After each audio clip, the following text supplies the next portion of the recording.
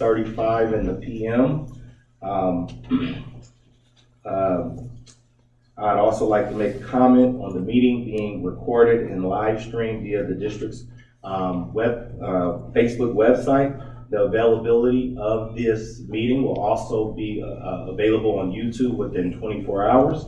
I also want to make a special notation that tonight's agenda is different from our regular meetings, being that it's a special meeting and has a very specific purpose as opposed to all the different sections that you would have on a regular meeting. This special meeting just, we're just dealing with a specific purpose in our contracts up for review.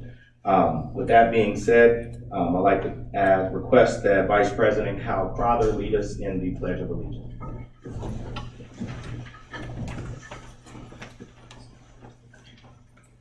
I pledge allegiance to the flag of the United States of America and to the republic for which it stands, one nation, under God, indivisible, with liberty and justice for all. Thank you.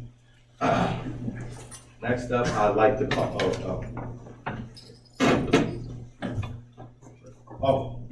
next up, I'd like to call Assistant Pastor Sergio Gonzalez from Sunrise Church. He's a church here in Rialto. He's the pastor over Spanish speaking services.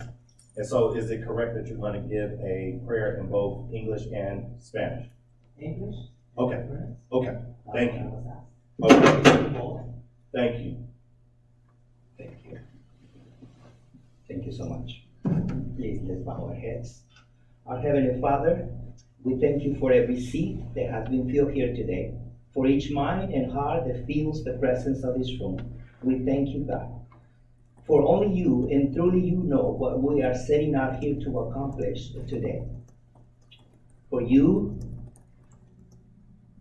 in perfect detail, you know every beginning, every project, every season, and every life. Nothing is ever in vain, for even mistakes and missteps are used for good. Your righteousness transcends all of our efforts and understanding. Forgive us our pride. Strengthen our confidence in who you have made us to be. Set us free from our comparisons and make us work together for more efficiency. Bless this meeting today, God. All those presents of all those lives that we would encounter afterward. We ask you all this in the name of Jesus Christ, our Lord and Savior. Amen. Amen.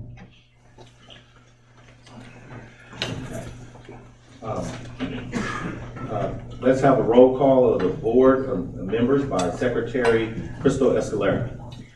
Director Dr. Michael Taylor. Here. Director Greg Young. Here.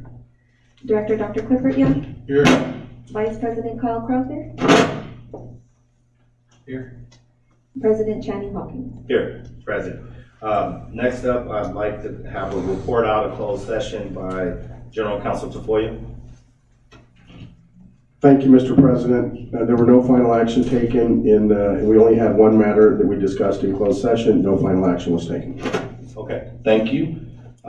Next up, the adoption of the agenda, but before we adopt the agenda, I do want to make a change based on the fact that we have certain contractors that are present versus the ones who aren't present, to put those at the front end of the meeting if at all possible. So we would like to change we'll keep item 1 the same, item 2, and then items 7 and 8, item to, I guess, number 3, item 9 to number 4, item 10 to number 5, item 11 to number 6, item 12 to number 7, and then each other item will fall in place. Number 5 starting at number 8, number 6 going to number 9, number 7 going to number 10, number 13, 14, and they would stay and so forth and so on. Any questions about that? So you're moving up 7 and Yes. Yes. 7 to 10, correct? 7 through 10, yes. Do we have that, Board Secretary? Yes, okay. Yes. Okay, Do we need a motion to do that? do we need a motion to do that? No, I'll second it. okay. Motion been moved, properly seconded, please. And as far as adopting the agenda, Secretary, please, Are we just voting on moving the item or the agenda itself? I believe it's both, the agenda and moving the items. I believe you're doing both. You're gonna adopt the agenda as amended. Well, I would like discussion before we vote on this agenda. okay, okay. Because I'm rather kind of perplexed, because I thought at the last meeting we talked about this being more of a workshop, and yet we have action items on this agenda. Okay. And not to mention the fact that and I just want the camera to see how thick this is. I got this at 7:48 last night. And so I'm just kind of wondering how I'm supposed to do my job as a board member, reviewing this much documentation without really getting this in advance. Well, I mean, I know we're trying to do things differently, yeah, but this seems like a return to the past here. okay. So I just kind of want to know, I mean, how were you able to prepare in time? Because I had to work today and I did not have endless hours last night to, I figured it out that it would take me having to look at each page for no more than 19.39 seconds. Sometimes I can skim quickly, but I'm not that good. So I'm just kind of perplexed because we do need to talk about these items. Some of these are very controversial. But it's hard for us to do our job if we're not, one, getting this well in advance, and really we should be getting this the week before. But more importantly, the public should be getting this the week before. So I'm just kind of perplexed because this completely surprised me last night. I thought, okay, we're just gonna have a discussion, go over, maybe get some presentations, but instead we get this monstrosity, and then I come in and we got a whole stack of presentations, which honestly, we probably should have got these ahead of time too. You tell me, I'm sorry, I almost called you doctor, but President Hawkins, how is this new transparency? Oh, well, first of all, and Greg, I do appreciate your question, and I do understand it because I work too. Yeah. And I was at work today. Yeah. And so, just like you, I received the agenda, all of the reports, the proposals, the documents, the contracts, the statement of qualifications that have been supplied. And for the purpose of tonight's meeting is for us to review what is going on, something that, if I be in all candor here, has never really taken place in this kind of setting, that we were able to review this kind of stuff just for this purpose in these types of contracts. So I do understand that it is a bit of a change from how the board conducted things in the past. However, what we are gonna do is be transparent. We're gonna take our time. The last meeting that we had took several hours. I am prepared to take several hours. I also want you to know that just like you, if we need to come back in order to in order to complete our review of these contracts, as this isn't the first go around, we also going to be reviewing other contracts that the board approved, whether it's construction, whether it's legal, in subsequent meetings, that we will be going through this, and it's not about, having a rush. We will all have our opportunity to ask questions. We will all have our opportunity to have a thorough review. And until we complete the job, we're going to be here. And if we can't stay all the time tonight, I'm confident that we'll be back next week so we can continue to do it. Can I ask a question to follow? So I wanted to ask a clarifying question. I was going to do it as the meeting got started, but since Greg asked it now, I want to clarify. I was under the assumption that the purpose of this evening's meeting / workshop was to review current contracts we have with the district, whether they're, under the general manager's signing authority or they were board approved contracts, and where they are, ask them tough questions like that. I was not under the impression that we would be asked to take any action on the items this evening. You are correct, Vice President Crawford. Okay, well then we have items 1 and 2, which are budget amendments. So those are action items. They are requested by staff if we could take action. But again, as Vice President. And actually request for, their request by staff, if we could take action, they are items that staff will explain to us, and you as a board member, you've been here for a good number of time. You also know that the board doesn't take action until it desires to take action. Am I correct? Hold on. Am I correct in that the board doesn't have to take action unless it desires to take action? Well, of course, Okay. President Hawkins, Well- but that is well- not what we billed this as last time around. Yes, and so in that regard. So I'm just simply in that asking regard- why that well- ended up on the agenda. Well, I will ask you this. Yeah. If staff put that forward and we as a board will have our opportunity to review it, as I'm telling you, Mr. Vice President Crowther has it right as far as what my intention is as a board. But if you want to put forward a motion for us to take additional action outside of the intended scope, you're more than permitted to do that. Well, my biggest concern is just the fact that we weren't given these documents until, like I said, almost 8 o'clock I last didn't. night. And I And do certainly, appreciate- I would hope you would like the board to have more time in the future. I believe that, I will say this, I do appreciate your comments. I wish you had this vigor about the contracts over the course of the last 4 years and your tenure on the board. However, what we're gonna do moving forward is this. We're gonna move forward this evening. I do appreciate your point of discussion. We're gonna close the discussion. What the understanding is, as far as what we're gonna do with tonight's meeting, we are going to review the contracts. This is something that has not taken place at West Valley before. To review contracts that, one, are not required to come before the board. Secondarily, we're going to review contracts that you had an opportunity to review before to make sure that we scrutinize them further. Also, what we're gonna have the opportunity to do is to ask questions of individuals who are contractors and our staff who have prepared those reports. There is no rush to anything, and if we have to have subsequent meetings, so you feel you can be better prepared, we will do so. That's where we are in regard to discussion this evening, Mr. Can I ask you a question, Mr. President? Yes. Do you think it is appropriate at any meeting, whether it's a special meeting like tonight, or even a regular board meeting, to not get us things as far in advance as possible, but to get it to us at the bare minimum, period?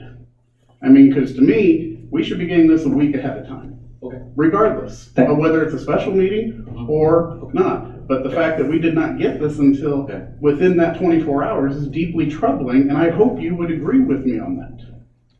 I appreciate your comments and statement, Mr. Young. I do. And so So moving do you on, disagree with me? Because you're I don't- not saying if you agree with that or not. I believe this. I believe that we have had a robust discussion. Your points are duly noted and appreciated, and we will be moving forward. I'll take that as a no then, thank you. Well, yeah.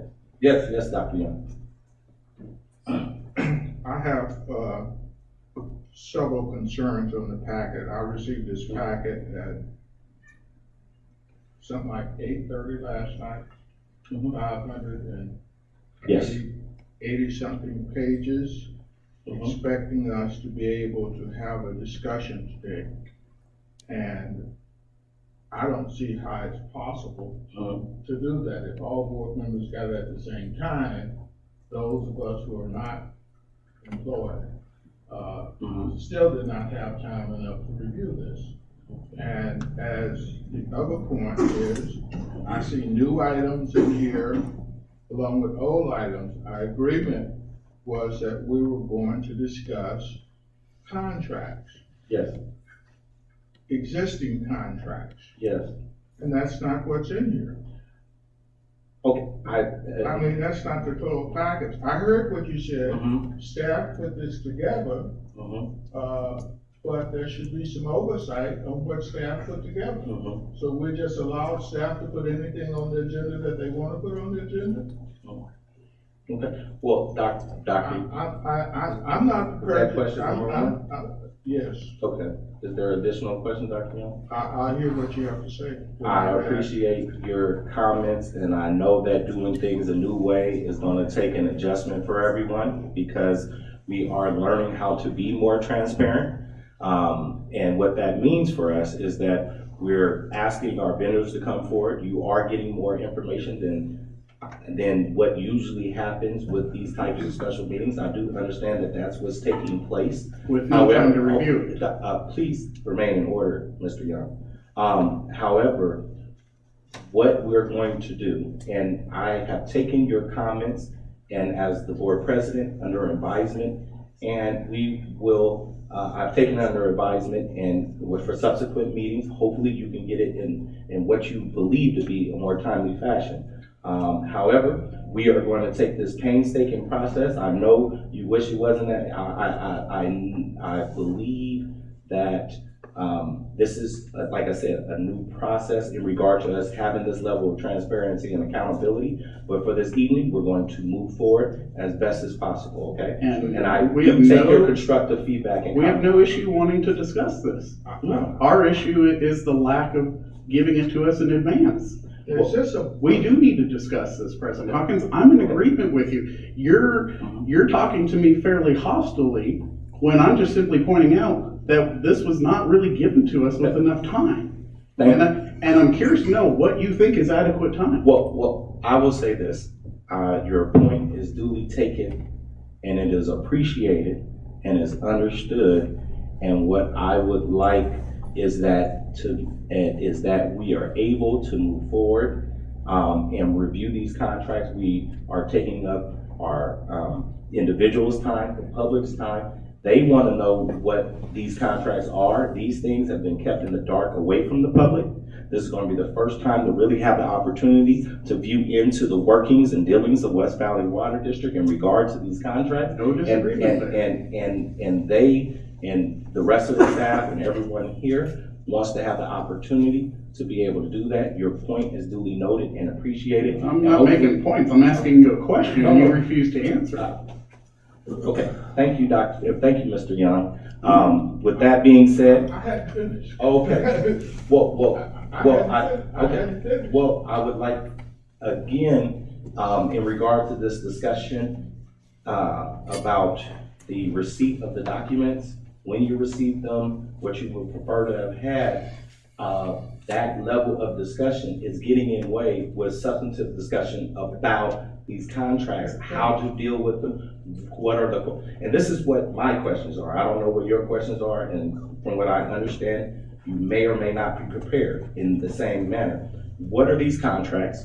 Who are these people that are performing these contracts? What are the services that they're performing? How much does it cost the district? How will it benefit the district? What is the duration of the contract, and what's the proof of work?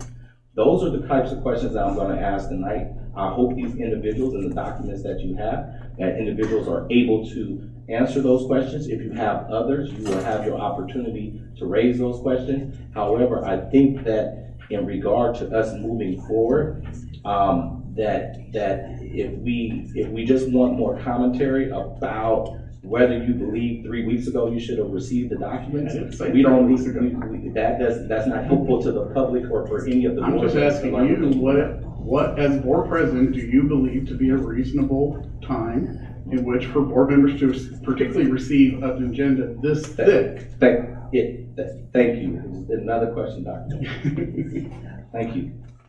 So you're expecting the board members to make decisions on these, which we've got two different decisions on whether, two different statements on whether we can make decisions or not. Okay.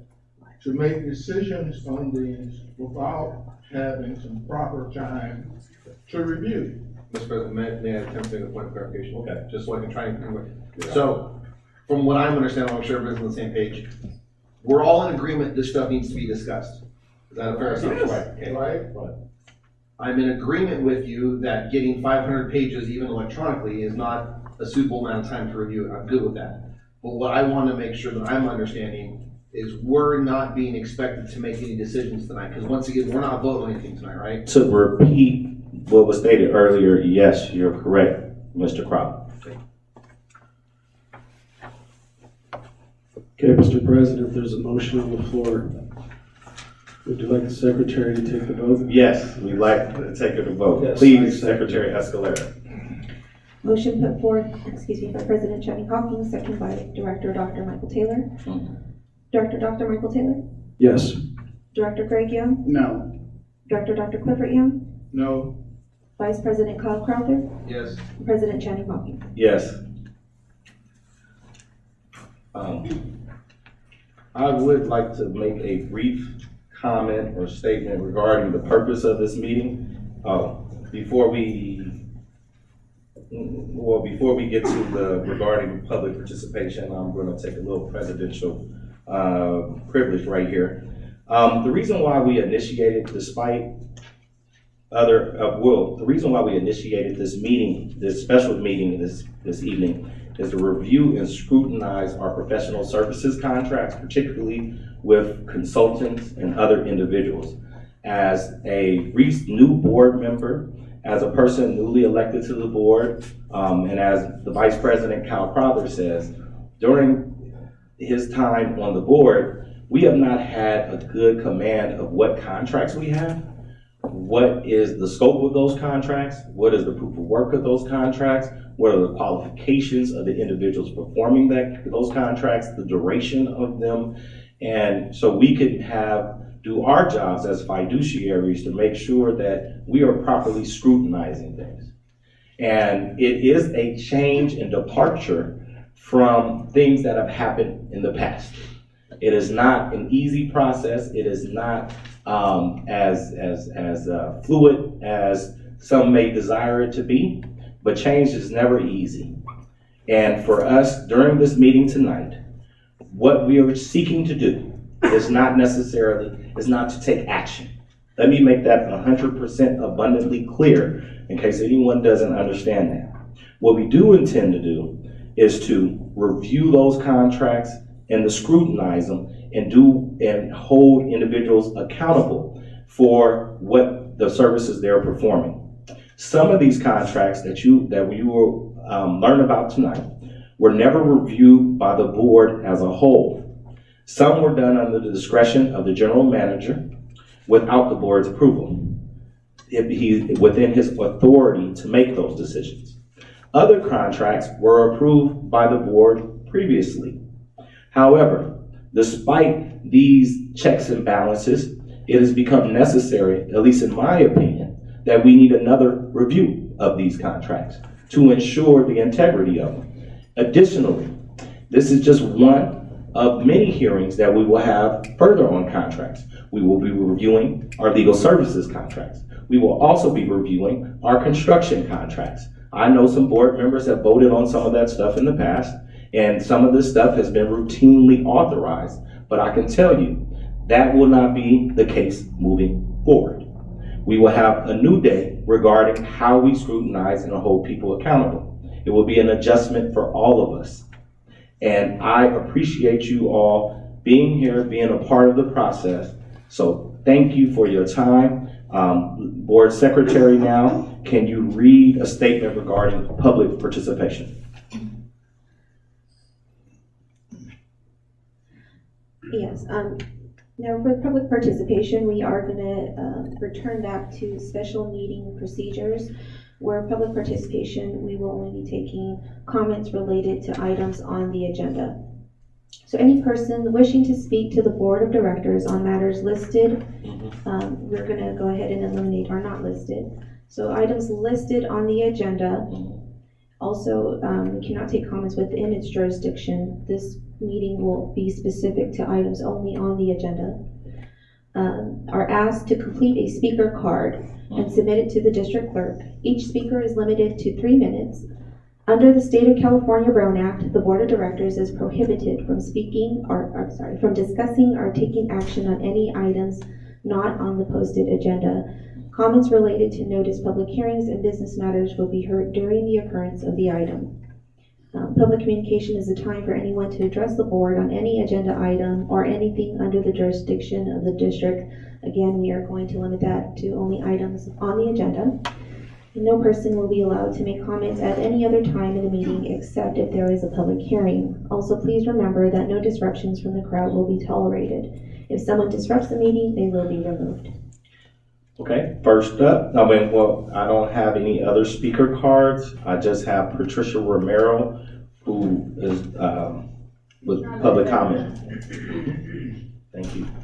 Thank you, Ms. Romero.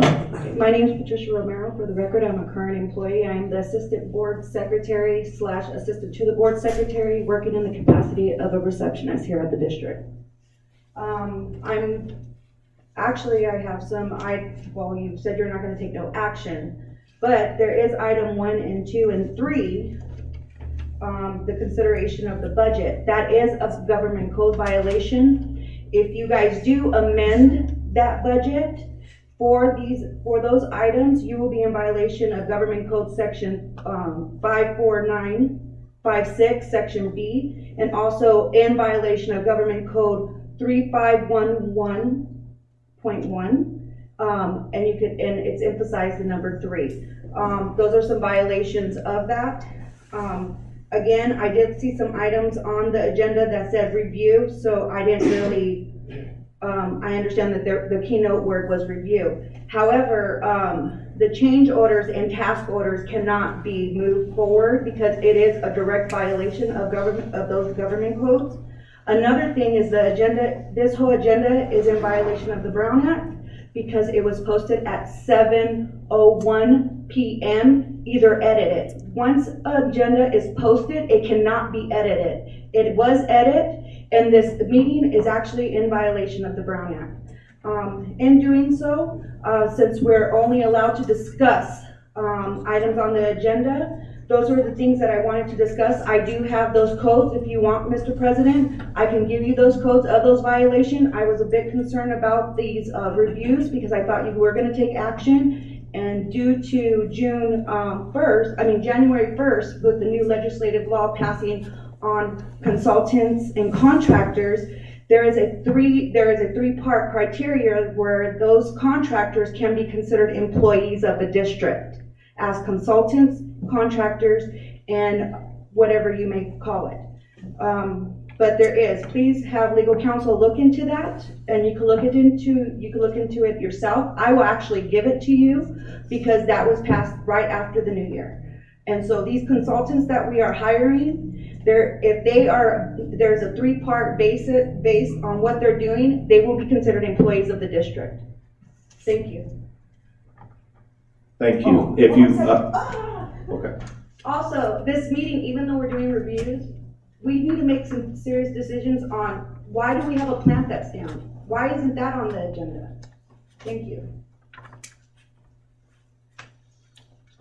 Thank you. Regarding the documents you have, if you can give those to the board secretary or the general counsel, that would be helpful. I would prefer to give it to you, sir. That's If who that's okay with you. accepts the documents on behalf of the board. The secretary is fine, but not the Okay. legal counsel. Thank you. I agree.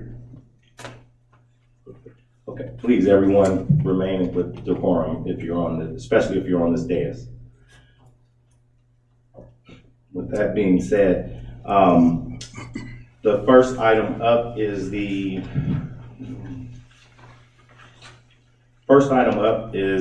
CIP, a capital improvement program. That's what CIP stands for. Budget and contract amendments to implement a computerized maintenance management system, CMMS, utilizing Maximo software. Yes, Diana Gunn will come forward and introduce her team. Good evening, Mr. President and members of the board. My name is Diana Gunn, Asset Manager. As we all know, the main purpose of this special board meeting is to review the contracts. And I want to share tonight that one of the benefits of Maximo is to support the district with managing all our contracts. Maximo offers contract module that can manage variety of contract types and can easily track the details of the contract costs and stay up to date with any existing contracts by reporting on the value of the contract, maximum spend amount, start and end date, to name a few. Our consultants will touch base contract management in their presentation. On the other side, the district has been developing an asset management program utilizing Maximo software system for approximately 11 months now. During this past year, the district has been setting examples to agencies who are using Maximo. We were being recognized by the community of Southern California, Maximo Utility Group, and Maximo Working Utility Group for pioneering asset management, and have been asked to speak on how we laid the foundation of this program in our organization. With that said, I would like to introduce to you our consultants, Raj Silva from Raintech and David Hartman from Polaris Solution, to make the presentation. Thank you. Thank you. Good evening, Board President, members of the Board, management, public, and the staff.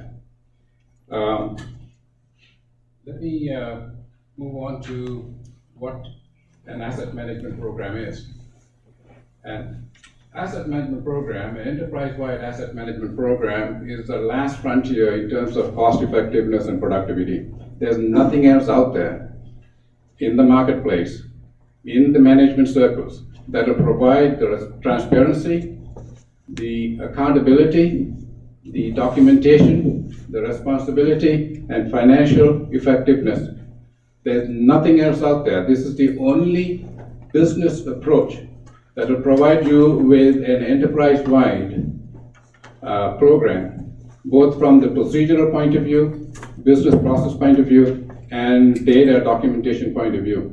So much so that it is mandatory in some countries, for a public agency, they must have an enterprise-wide asset management program. To name a few, United Kingdom, Australia, New Zealand, and now Canada. They must have an enterprise-wide asset management program as a public entity so that they can have public funds.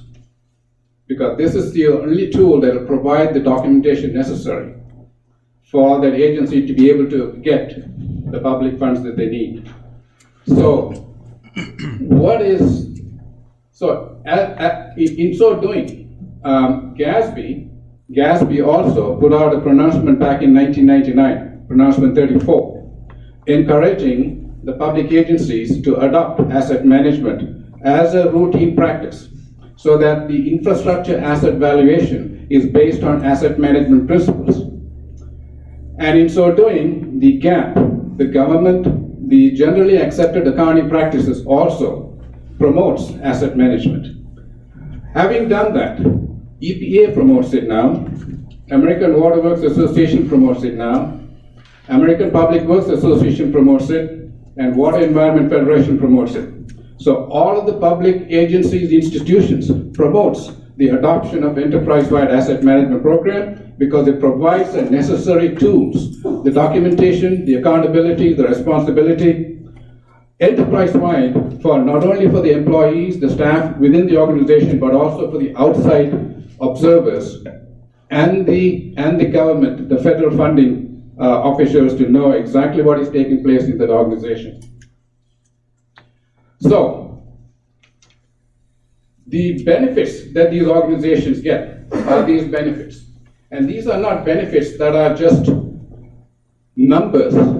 These are numbers that have been achieved by many organizations. And it all depends on what your data point is, what your basis point is, where you start off. But these numbers that you see there are generally accepted industry-wide, and they're achievable industry-wide.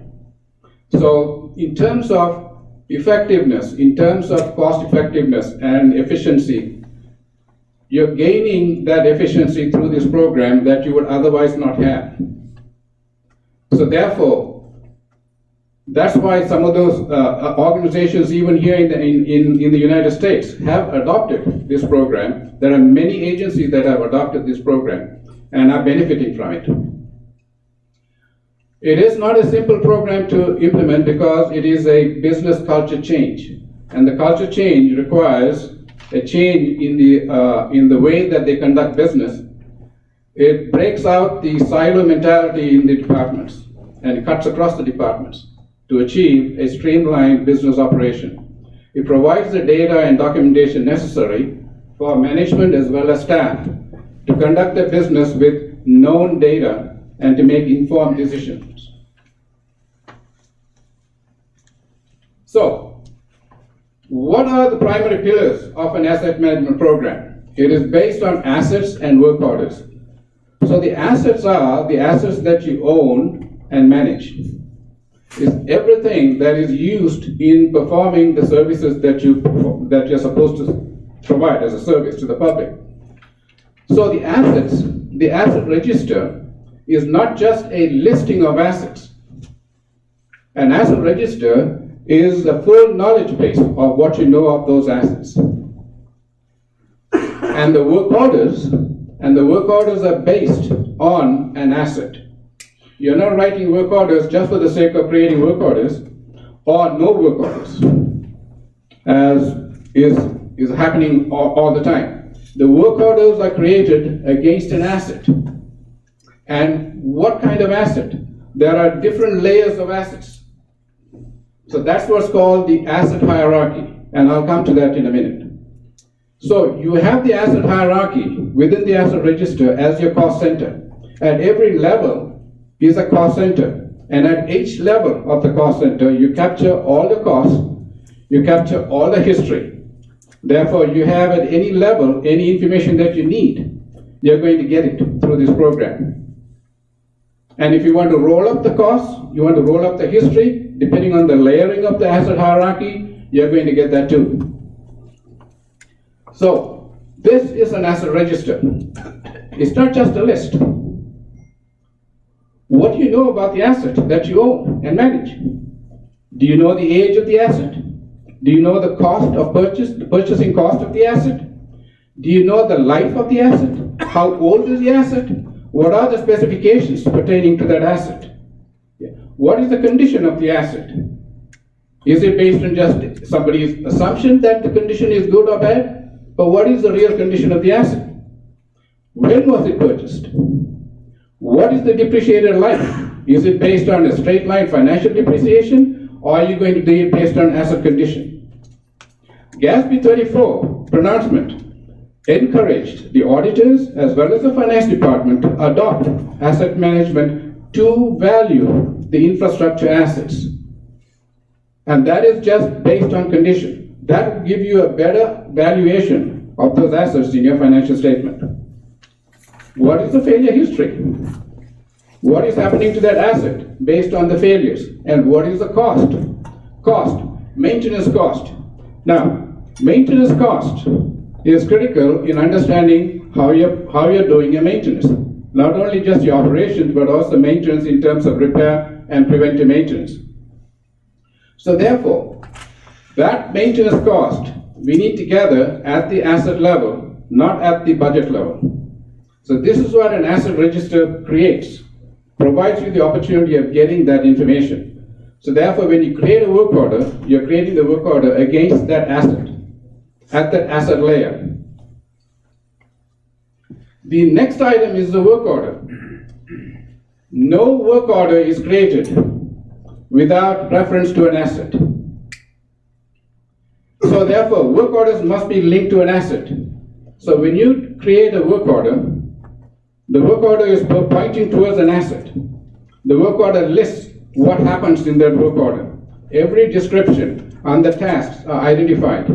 What labor, what materials, what outside services are all identified in that work order. So therefore, we are able to capture the history against that work order, against the asset. So this is where you start to capture everything that you need that is happening out in the field, which is very, very important in terms of transparency, accountability, documentation trail, responsibility, and financial efficiency. Now, what I would like to do is now bring in Maximo to show you what a work order does.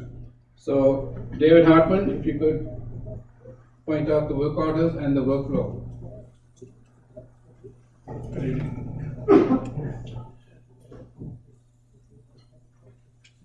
As Mr. Silva was talking about, the Maximo system is really kind of the basis for this enterprise asset management strategy. Work orders are one piece of that. We'll talk about other pieces of it later. I want to tell you a little bit about how the work order application actually works. One of the things that Mr. Silva was indicating is that the work order is where we're actually able to capture things like asset information against a piece of work. That includes the asset itself, the location where that asset resides, approvals around that work order, cost associated with that work order, that all builds that cost base. and it also helps you understand a lot of characteristics about your asset you want to build. So within the work order structure here at Westwater, there's actually a workflow in place that helps you kind of walk through a standardized process. This is not something where we just want anybody who has access to the system to log in and say, I'm going to create a work order, and there's not really a whole lot of structure to that. The idea is that there will be a lot of structure to that there's supervisory review of that process, and that there's actually data that's built up in order to provide you that downstream benefit. So when a work order is created within the system, it's automatically created in what's called an initiate perspective, which means that somebody's gone in, they've indicated that there's some sort of work that's been identified that they need to act upon. They'll enter a description for the type of work that they're going to perform. And I'm just going to say that it's a pump failure. And one of the critical pieces is being able to identify the location of the asset where that work is to be performed.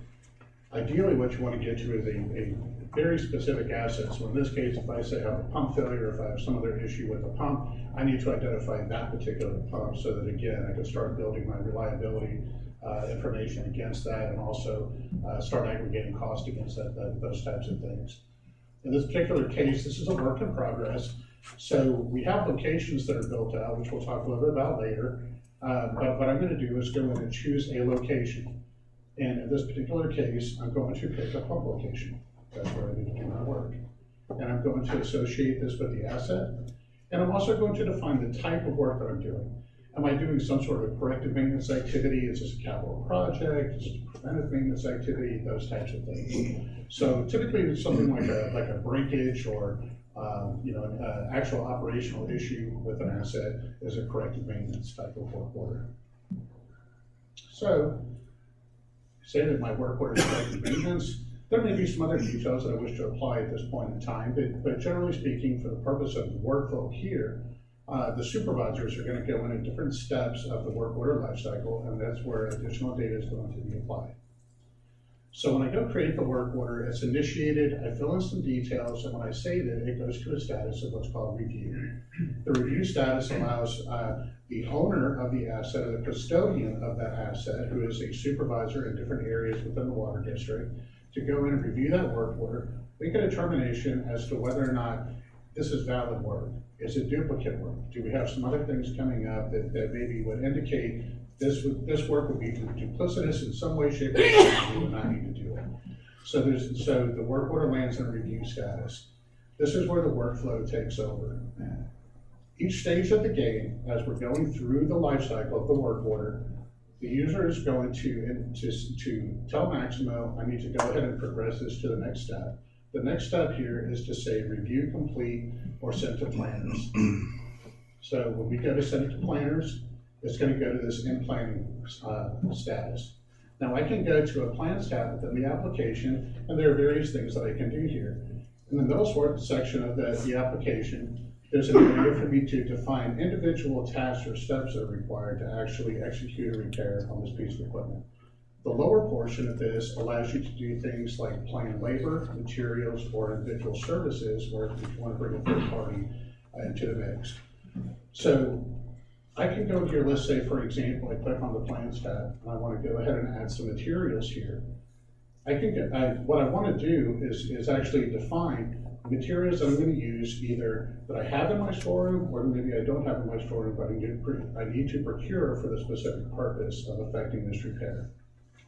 In this particular case, just for the sake of time, what I'm going to do is just indicate, okay, I just have some material that I need, and perhaps there's a pump impeller that I need to buy, and I don't have one in stock.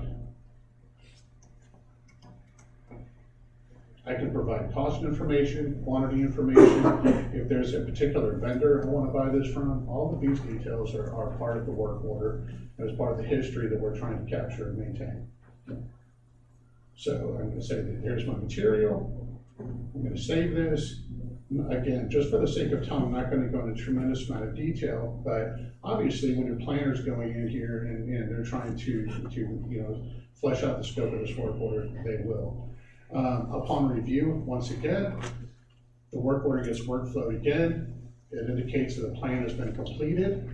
The work order now goes to awaiting approval status, which is the final review step before the work is actually approved by the supervisor and the work is then scheduled to be executed. So now I can say the workflow one more time, I can approve the work order, and Maximo will tell us a couple of different things. It will tell us, one, if the work order is ready to go, it'll put it in approved status. That's an indicator that we can go out, we can schedule this work, we can do it at this time. In this particular case, since I planned material on this work order, it also tells us, okay, this work order has a waiting for material status. I cannot go do this work. I can make schedule this work until I have the materials required. So I'll kind of leave it at that, and maybe we can talk a little bit more later. Thank you all for your presentations and being here this evening. I want to start off with a few questions. One, have you given this presentation before in front of the board? This is my first time in front of the board. Okay. And how long have you been working with West Valley? So I've sold software and hosting in West Valley. That's the extent of my relationship. Okay, but how long ago That did was that the start? beginning of fourth quarter last year. Okay. And can you answer the same two questions? Yes. I've been here for about a little over a year. Mm-hmm. Have you given this presentation in front of the board before? No. Oh, okay. Okay. I think we got a gist of what the project does and what the program does, but I want to ask a few questions because the idea of an enterprise system sounds great. Does West Valley currently have an enterprise system? How do we measure maintenance and actual use, expected use, productivity, and all the things that you outlined in your presentation? How does West Valley currently do it? That's precisely the reason why we are here, because West Valley did not have a system like this. They never had any kind of documentation necessary to be able to make informed decisions. Okay, so, General Manager, is that statement true? It is true that we've had a hodgepodge paperwork system, but nothing that is centralized knowledge base, and this will provide us a centralized knowledge base. Let me ask you this. There are several other types of programs, and I guess this question is more directed toward the General Manager. In local agencies who use asset management system, programs like CityWorks, programs like Blue City. Did we look at those programs, and why did we choose Maximo over those programs? We chose Maximo because for our application, that was the best suited. If I were in a large system, I would choose Oracle Work Management maybe. It just depends on the characteristics of your system. But I'm familiar with CityWorks. Okay, but we can talk to you about CityWorks. Yeah, I want to know particularly about CityWorks, Lucity. I want to know about those two particular programs because what I understand is that other agencies use those programs, and I just were they ever considered? They weren't considered, Greg? No. Oh, okay. You guys never considered them? Okay. Hold on 1 second, Dr. Young. I gotta finish my questions first. So, were those programs ever considered? The answer is yes. I know about Lucy. We know about. Right. This was decided at a board retreat. Mm-hmm. So a couple of the board members weren't there. We decided to move forward with this at a board retreat. So you guys decided to move forward, and however, you did not present CityWorks or Lucidity as options for the board. Okay. Okay. Can I ask a follow-up question? Yes. Hold on. I think Kyle had a question.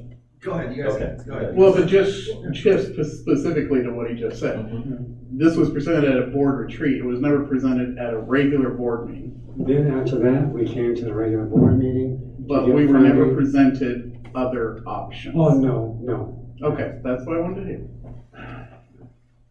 But can you explain about the I'm trying to word my question, but I'm gonna skip wording my question. What happened to Tiger? That was fully presented to the board passed, and all of a sudden, I started hearing about Maximo. What happened to the Tiger system? Okay, Tyler is here. Tyler is a financial management system. Tyler does not do asset management. these systems will work in tandem. The information in Maximo will be uploaded into Tyler. Tyler, if you look at it as an umbrella system in terms of financial management, but Tyler doesn't capture the assets that you have. Tyler doesn't capture the work history on those assets. So you look at this program, it's handling all the details, and those details roll up to the financial management system. You made a decision. The board members that were at the retreat. I can't, That's an no instruction. decision can be made at a retreat, okay? So let's It was a board member. let's don't use that. Let's get to the issue. Well, I'm just telling you what happened. You can't make a decision at a retreat. If the board members said they made a decision at a retreat, I mean, that's a major It was violation. a duly noticed, I'm asking you. duly noticed meeting. However, this is a different question, Dr. Young. Did the board ever vote to fund this program? Yes, So when it came to a vote to fund the program, it was reviewed by the board members.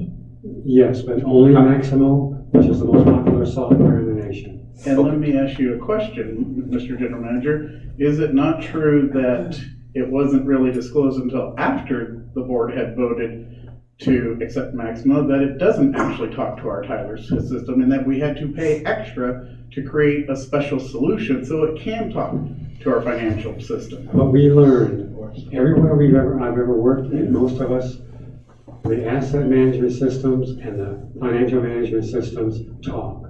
However, the version of Tyler that was purchased here was the low-end version, and therefore it did not have the capability to automatically just sync with Tyler, so. But we once already had learned- Tyler before. We had Tyler before, but we did not know that it was later that it was discovered, so we came back to the board and asked for and received More money. money. Yes, that's correct.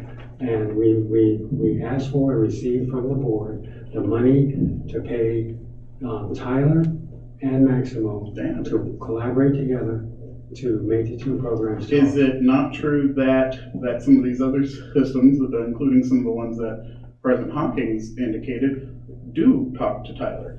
The answer is, this version of Tyler that we bought would not talk to Lucity, CityWorks, or any version. Do we know that for a fact? We know that for a fact. We went through discussions with that. And it would take special programming, and that's what we did. Who did these evaluations? Staff. What staff? Okay, we learned from the financials, the people implementing Tyler, that Tyler would not talk, the financial folks on staff, that Tyler would not talk to Maximo. Once we learned that, then we came to the board, made the presentation, and received the funding. Can we pull up the minutes of where this was approved by the board? The full board, not a retreat. Well, That could come later. yes, Don't have to do it okay. right now. yes. Second, Okay. I'll let you go. Oh, you can go. Thank you. Let's look at the systems that we have. How much did Tyler cost us? I don't have the answer to that question. Does anybody have I believe it was around Where's John? $1,000 or so, if I remember correctly. Tyler It's been cost a us few years. $1 million. It could be all.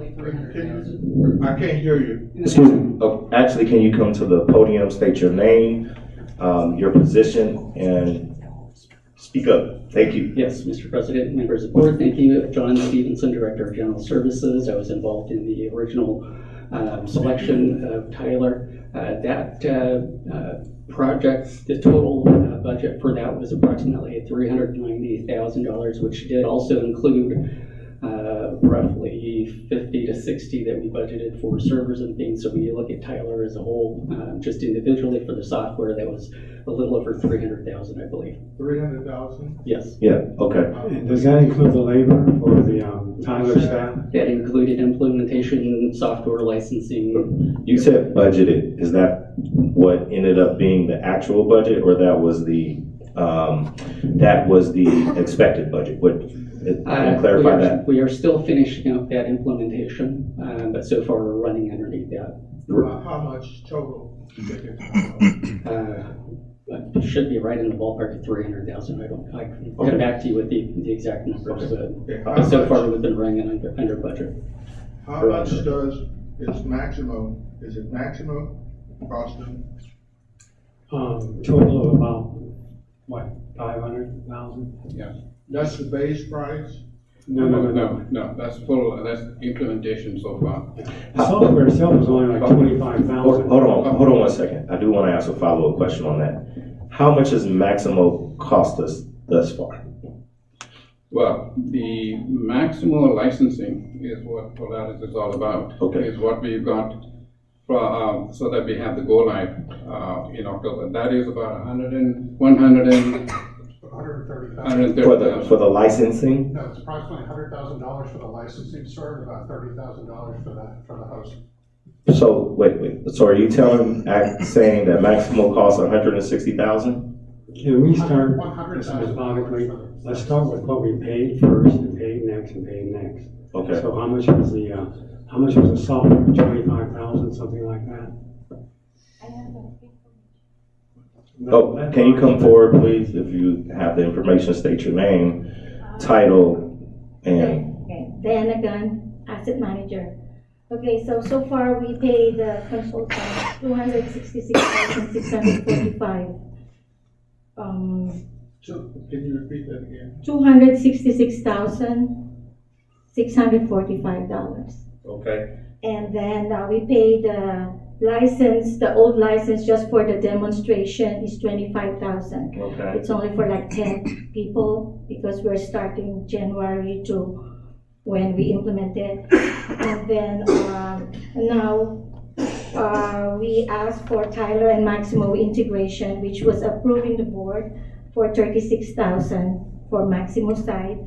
And then we are asking for licensing of $104,000, which is for 62 users.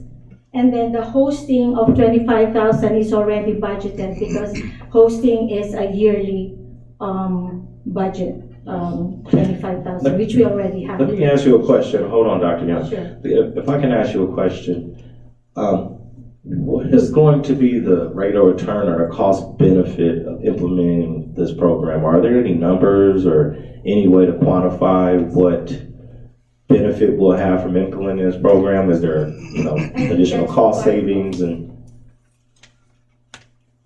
I think that, Mr. President, I think that's part of his presentation. Yeah, I mean, this is what generally achieved in many agencies. But that was the enterprise systems in general. I don't believe that was Maximo.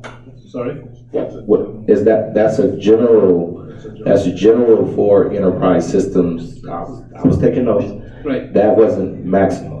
Yeah, but Maximo is the top of the heap enterprise asset management system. There's nothing better than Maximo. I'm glad you said that top of the heap thing, because what I'm hearing is we're like a Honda and Maximo is a Ferrari. Yeah, but what it is that what you have to look at it as is as an investment that will give you the biggest bang for the money. And there are many agencies that use Maximo in the water sector, in the wastewater sector. And in this case here, in terms of functionality that you want to get the maximum functionality so the organization as a whole will be able to realize the benefits. And if I can move forward to another slide. These are the kinds of functionalities that exist built into Maximo that's fully integrated, that will provide all kinds of information and data that you would need. Now, with respect to what this implementation here is, we need to keep one thing clear in mind. Tyler is merely transferring information from an existing system, HTE, over to Tyler. There's not much work to do except migrate the data and train the staff. Hold on. Now, one of the concerns I have, because this has been piloted, it's been implemented here for a while, right? It's been implemented in West Valley. They use Maximo now. or they Well, don't? we started implementing it early part of last year. Mm-hmm. So it was all about, and that's a good point to make. There was nothing here in this district. Absolutely nothing. So- Therefore, we had to start from scratch. But what about what I hear that the staff has to duplicate their efforts? That they have to go in one system to enter information and then go into another system to enter. That's because it's not integrated. Once integration is complete, then that won't take place. It's only as a interim measure right now that is happening. But the problem that I foresee, and I don't know, I wasn't here at the time, and I'm glad we're able to ask these questions now, that the systems being integrated, when we purchased and made the investment, what was the contemplation that we would be in a place where we're duplicating functions that the staff is doing? Two, that we purchased two different systems parallel that don't speak to each other, and now we're serving as essentially the guinea pig for you guys to figure out how to make them work together.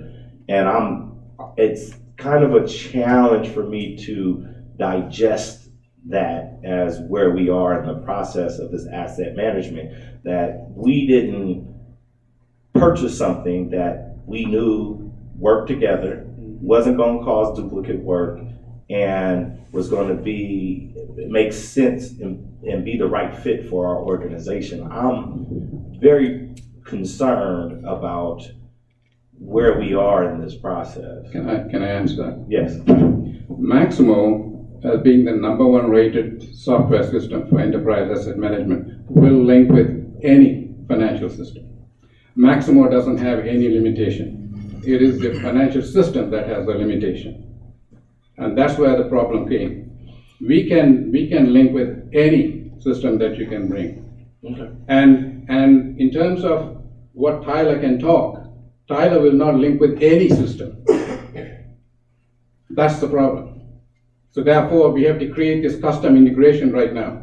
Is it Tyler in general or the version of Tyler we purchased? Because I heard the general manager be very specific. But it's not that Tyler can't, it's just we got what he's saying is it's the version that we purchased. Okay. All right, so if we upgraded the version, we'd be okay. It's very expensive, it costs a lot more money. It costs more than Maximo in the numbers that I'm having. What's the next level up? The next level up will be a couple of $1 million. Let me, I can offer some I didn't information. finish on the money end. How much are the consultant charging us to implement Tyler and Maximo? It'll be close to $1 million, right, John, by the time you have both of them up? How much have we paid consultants? These are licensing charges here, and I understand that. How much have we paid consultants? I can't speak to the Maximo side of that, but on the implementation side for the Tyler project, I believe the total implementation for that service was approximately 90,000 of the total. 90,000 Yeah, on the Tyler. I'll go back and verify that, but. How much is it on the Maximo or the consultant? Do you know, Clarence? Well, for the year, last year, we spent $260,000, and that includes Maximo consultants as well, and the training. 266 that we were given? Right. Okay. Yeah. Are there any other consultants? This is the only amount that we paid consultants? To On this implement a project, system? on this project, yes. On this project? Yeah. But Do you that work that includes the licensing piece, right? Yeah, he said that. Yeah. Do you work as an independent consultant or are you an employee of Maximo? I'm not an employee of Maximo. So you're an independent consultant? I represent. Okay, how did we select you? How did we select him as an independent consultant? And what's the name of your company? Raintech Enterprises, Inc. You're Raytech. Raintech. Okay. How did we select him? Professional services contract, we selected someone we knew based on prior experience. What you say, someone that you knew, that was the And only we used criteria. him, we used him at Veolia, Was it? and then he was used in the city of LA, LA County, and other places. Okay, so it was a consultant that you knew that you pulled up and said, hey, I got a project for you. No, I didn't say that. Well, how did you do it then? I called them up and said, we want to implement an asset management program. Can you come, take a look at our district, and give us a cost? And I shared that cost with our board members. Okay, but did you talk to any other consultants in that field? The answer is no. I got a couple questions. I want to point out, those are some of my past clients on that slide. And I want them fair and square on a competitive bid. Because not only am I cost effective, but I'm also very qualified and very experienced, because the very first project that I did in this country in 1990, nobody else was doing it. I see the agencies, and it looks impressive. Now, going back to the Ferrari versus Honda thing, those are some big agencies. We're just little old West Valley over here. Most of those have fresh water and wastewater. Feeling my question, I was gonna ask. Yeah, that's right. Hey, You're going right where I was gonna ask. hey, you know, I looks like I beat you to the punch, Greg. So those agencies are a little bit bigger and provide substantial more services than we do. Right. But the methodology, whether it's a large organization or a small organization or a medium organization, is exactly the same.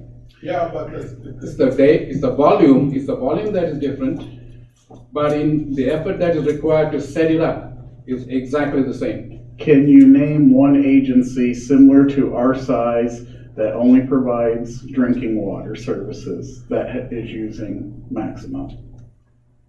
I mean, I can't just off the top of my head tell you. All I can say One is, smaller, I can perhaps? research it and get him back the answer. yeah. Well, I still have lots of questions. I am not trying to cut this short. However, there are a number of other items and individuals here this evening. I think that, I'm not sure if we're completely satisfied with our questions this Let me evening. just say something. Yes. As soon as Greg gets done, I just have a quick. Okay. I just have one more question for Ms. Gunn, real quick. Yes, Director Young? How many purchase orders have we done for this implementation thus far? I don't know on the top of my head, but I can get back to you. Would it be safe to say more than one? Yes? Maybe three? You mean the maximum? The Purchase orders order? related to Maxima. No, she did say she needed to go back and look at her records in order to come back to figure that out. She did say that. Okay. I would look forward to knowing exactly how many active purchase orders we've done on this project thus far. Okay. Kyle, Just a real quick, board member Crowder. Sir, from Raytech, I just want to start off by saying, and I don't want to speak for the other board members here. Me personally, I'm not doubting your credibility, I'm not doubting your ability, I'm not doubting your program. I think one of the issues here that we as a board are having is making sure that there was a process that was gone through. The board was able to be apprised of all of our options, all of our research prior to selecting you. So I want you to understand, at least from me personally, nobody's attacking your credibility or your ability or your resume. So I want you to understand that. I don't want you to feel like you have to defend yourself. That's all I had. I know there's more questions and we're gonna get to other items, but I wanted to clarify that before you move on. Unless there are any more burning questions, I do think this is something we're going to want to come back to. The board members had several requests. I'm thinking that we're gonna have to come back to this and figure out the date and time. General Counsel, we don't have to figure out the date and time right now, do we? We do not, Mr. President. Okay, all right. Can I just make one closing statement? If I could? This isn't a trial.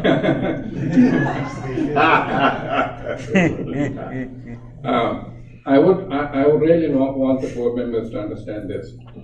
When I was called in to do this work, the district had no process in place, no data, no work orders, no standardization, nothing.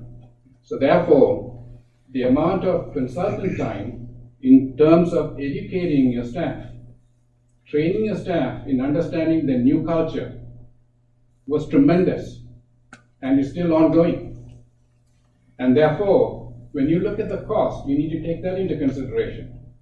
If an organization was already there, practicing some semblance of this kind of best practice, therefore there's less effort required because some of the staff members already are tuned to this kind of work practice and culture. Here, because there was absolutely nothing in place, there's a lot of effort that is required to get everyone up to speed, get their knowledge base up, set some of the criteria in place, start collecting data, start collecting information, and putting it in the right format. That takes a lot of effort.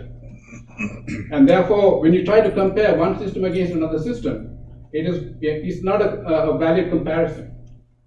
Because you need to look at where you were at the beginning and where you're going to go in the future. And you need to look at this as an investment, not as an expense. And that's what GASB 34 says. That's what all the other countries say, because they mandate that every public agency needs to have this in place because of the benefit that you gain from it. Okay, well, thank you very much for your time. I'm sure we're going to have some more questions. I know that we have an upcoming committee meeting. Maybe that's a good place to begin some of the questions. Maybe as far as what we're going to do with this program. Now, on the agenda, I will say it's a lot of paperwork up here, so I got to find my agenda. The next thing is there is item 2. Because CIP, is that the same or similar, or are we going to get a different presentation for item number 2? That's something I want to say about that. But one is the contract for Rain Tech, the other is to buy the licensing from Maximo. Yeah. In other words, when we started the program in the beginning, we only had 10 licenses because we didn't have that many people involved.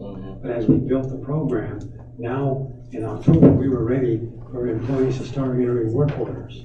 But they can't log into the computer because we didn't have a licensing. But so we were going to get everybody, that's a field worker, the licensing or the access to the system. No need to pay for that when you're first starting because you're just populating the system. Okay, so this license, Okay, I have a really quick statement. It's in the staff report, but I just want to reiterate it.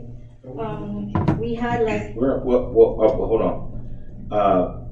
Are you going to go into the license, or are you? Yes, on the license. Okay, I just hold want to on. explain. We have to have a formal closing at number 1, okay. and then we'll get to number 2. Now, General Counsel, we did receive the report. What is the appropriate procedure to perform on number 2? Because we're not. Well, on number 2, you're not taking any action. My understanding was it's just review. Just review. And that is correct, that you can't, pass any budget items in a special meeting, and that's why the understanding was that it was a review. Always review. Okay, so we can move on. I think that we have more questions. However, in regard to number 2, which is the license, and I'm glad that we have that distinguished. The first one was let me just clarify. It was the contract for Rain Tech was really the underlying item for number 1, and 2, the underlying item is the license for additional Maximo use. So that's the real difference. I'm looking at all this. I went to law school. I still don't know what all this stuff means. Thank you again for your time. Well, like Mr. General Manager said, we have a license for the demo, and then now when we originally implemented on October 14th to be in line with Tyler Inc., we purchased, we were using already a licensing in good faith by Polaris. The item was discussed in the Safety and Technology Committee meeting on September 17. And this item was included in one of the board approval items on September 26. However, the said meeting was canceled, and when it canceled, it moved to the next one, which is October 10. Due to the delay, it created an emergency situation to implement asset management program in line with Tyler Inc. in a timely manner. Then, this item was tabled multiple times since October to December. Due to the further delay, our access to Maximo software now was suspended. It was placed on hold since December 23rd, which resulted in heavily impacting the district's purchasing function. It interrupts also the ongoing projects. Tyler and Maximo integration was halted. The asset for management workflow and service request development was also interrupted. And one thing that was really making the big impact is the delay also resulted in the inability of our staff to process inventory transaction maximum, because the inventory items in warehouse inventory is in Maximo software. Since the shutdown, inventory transactions are being managed manually by the staff. It means a lot of double work. The double work that you're hearing about, that's a result of this situation. Okay, well, I definitely want to get down to the core of that. Now, for this license, how much does this license cost? The license is $129,000. Licensing and hosting, it's bundled. But we already have a budget of $25,000 for hosting. So the licensing that was $129,000 minus 25 is $104,000 for licensing. And it is perpetual. We will have this license. We're not gonna pay, except every year is just a 20% support, which is like. So it's gonna cost us $104,000, and then every year we pay $20,000 to be able to keep using it. Well, correct, for support, yes. And hosting also is the same thing, it's $25,000. So that's gonna be $35,000. Like around $45,000. $45,000 every year. Yes. And with most software programs, you have the annual licensing fees. Okay. Correct.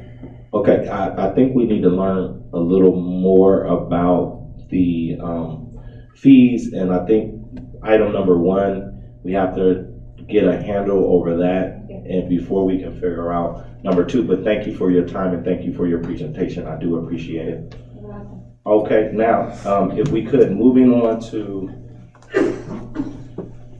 make sure we have everything in the right place.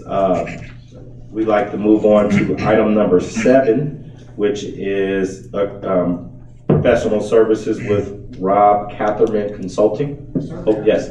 Yeah, respectfully, your organization contacted my organization to provide the software, and your organization provided a PO and accepted a software license for this.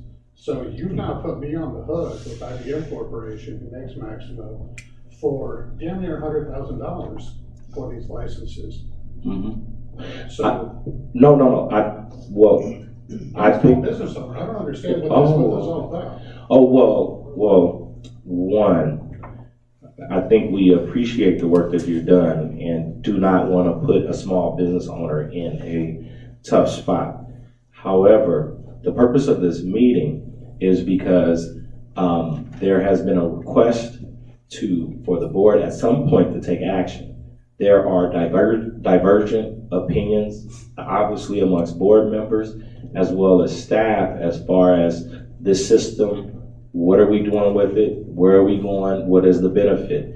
Now, I think in hearing a little bit more about the process for how we got here, because we didn't have a robust conversation like we're having now, that's why some of the additional questions are arising at this point in time. Unfortunately, it is at a time that if I was in your shoes, I wish some of these questions would have happened before we got this far. However, I think that what we're trying to do now is to figure out what we're going to do next, and how we're going to get there, and making sure that we understand what we're doing. The board clearly has divergent opinions and understandings of what the program is and what it's doing, and your presentation tonight helped us understand it more. Understood, but you guys bought this. This isn't a leased product. This isn't anything like that. This would be like you going out and buying whatever computing equipment, signing a PO, signing an agreement for this, buying it from a vendor, and then telling the vendor, you're gonna go ahead and keep it, and they're on the hook for paying it, and you're not gonna pay for it because maybe you're not agreeing with that purchase in the first place. I don't know if that's what was said this evening, where you are, and the discussion that we're having right now. I don't believe any decision on action has been taken yet. I do understand your concerns. I do understand that the agency has been working with you. However, But the agency hasn't been working with me. I'm in no way, shape, or form involved. no, I mean West Valley Water District. West Valley Water District has been utilizing the Maximo program, correct? I have nothing to do with anything prior to West Valley Water District asking me to put, to quote, Yeah. licenses and hosting starting in, let's call it October 1 of 2019. So everything that happened prior to that had absolutely nothing to do with me. Well, Different company than Yes. we've just been talking to? Yes, and that's I in the haven't- board. Not involved in consulting or Yes, anything that's else. You guys asked me to sell you the licenses. I tried to do the best I could to come at the lowest cost and having discount. And that's, Did you hear from the general manager? Yeah. Pardon me? Yes, in the beginning, we were hosting with, Diana can explain it. We were hosting with, Maximo has several representative companies. However, they operate on different platforms. The platform that we need to be on to match up with Tyler is SQL. So he operates an SQL platform. What was the platform for the other company? It was a Maximo software, but it was a what kind of database? It's DB2. DB2 database. And so in order to match up with Tyler, we went to an SQL database. I understand the concern that you are raising. I think that's why you have given us a lot to think about. No one is trying to leave you on the hook for anything. And like I said, we need opportunity to discuss this. You are providing us the opportunity, and we look forward to hearing more about it and understanding more about the program and what it's going to do. There were several questions and things that staff members asked. No one is intending or trying to leave you on the hook. Yes. Yes. One burning question I have, and I'm with you. You were contacted by West Valley Water District, correct? Correct. By, I assume, General Manager Mansell, or somebody at his direction, I assume? I have no idea whose direction. Okay, so- I was contacted. This gentleman was contacted by who? Raintech. By Raintech. Right. It's a different company. And the conversation with you and Raintech, just generally speaking, was this is the road we're going down, so this is what happens next, correct? Correct. Okay, so, what was asked of this gentleman from Raintech? He told me that we are working on a DB2 database. Yeah, the old licensing that we got was for the benefit of the district. We didn't want the district paying way too much for something that they won't use. So at the beginning, it was all for trading purposes only, so that we can get Maximo, and then some of the 10 users, we only got a limited 10 users.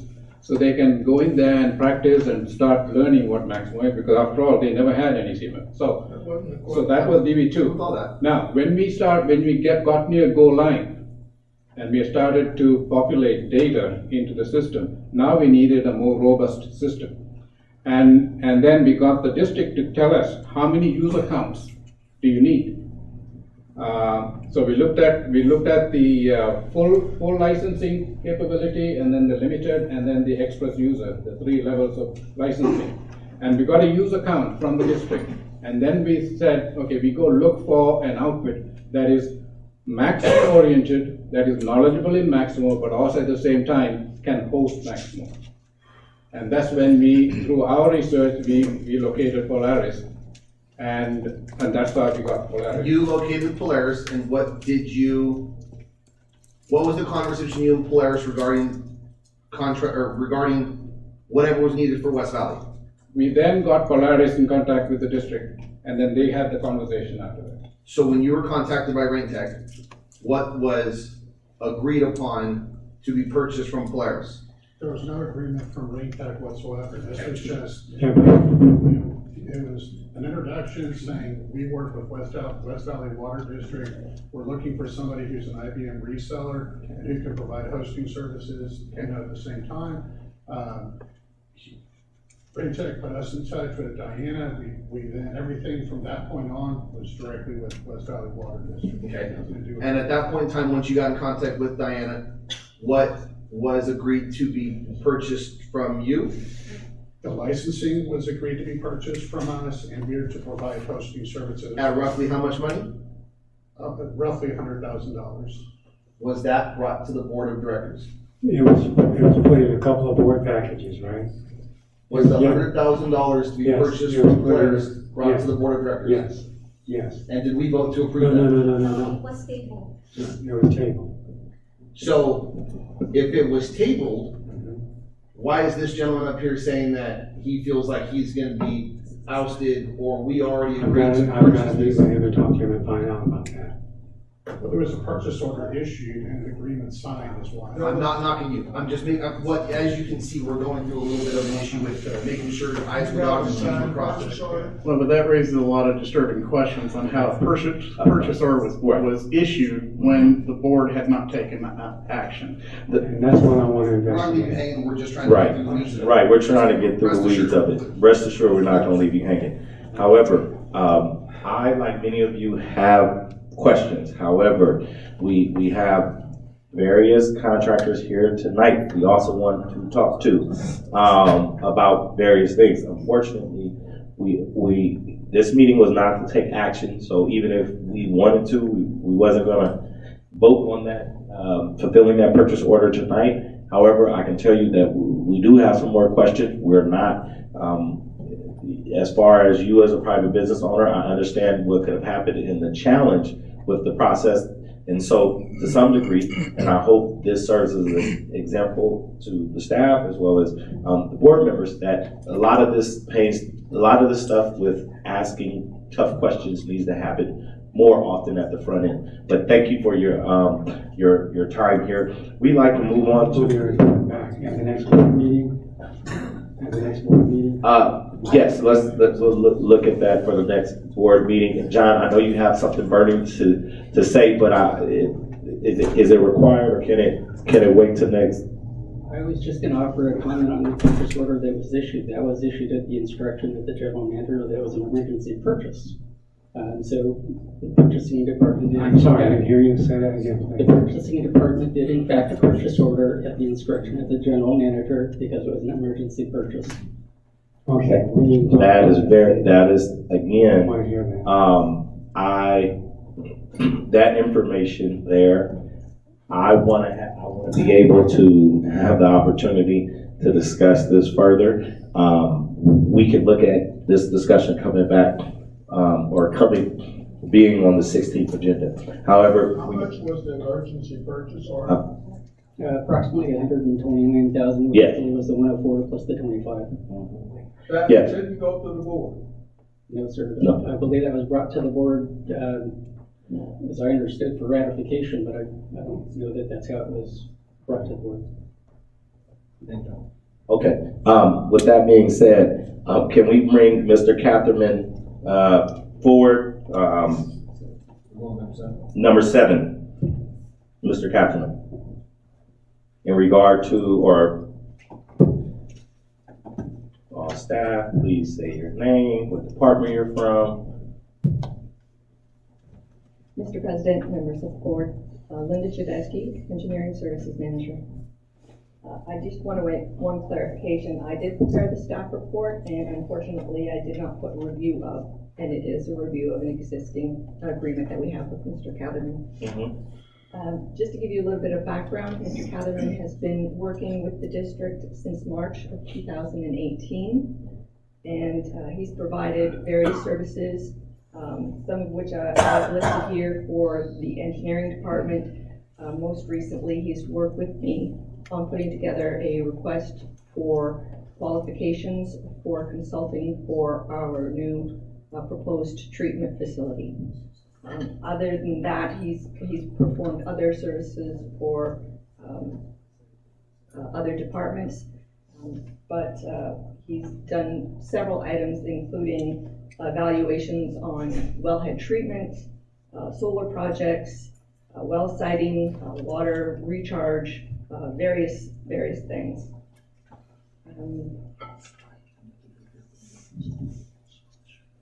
Okay. For questions. Well, what is the nature of our relationship with Mr. Captain? And Mr. Captain, if you could come forward, if you could. I'm sorry, I just want to get to know you. What is the nature of our relationship with Mr. Captain? Meaning the agreement, what are we paying? What's the scope? What's the duration? What is it regarding this contract? Yeah, President Hawkins and members of the board, Rob Catherman. It's an hourly arrangement, limited to no more than 2 or 3 days a week. And that originally the scope of the contract was for 3 months.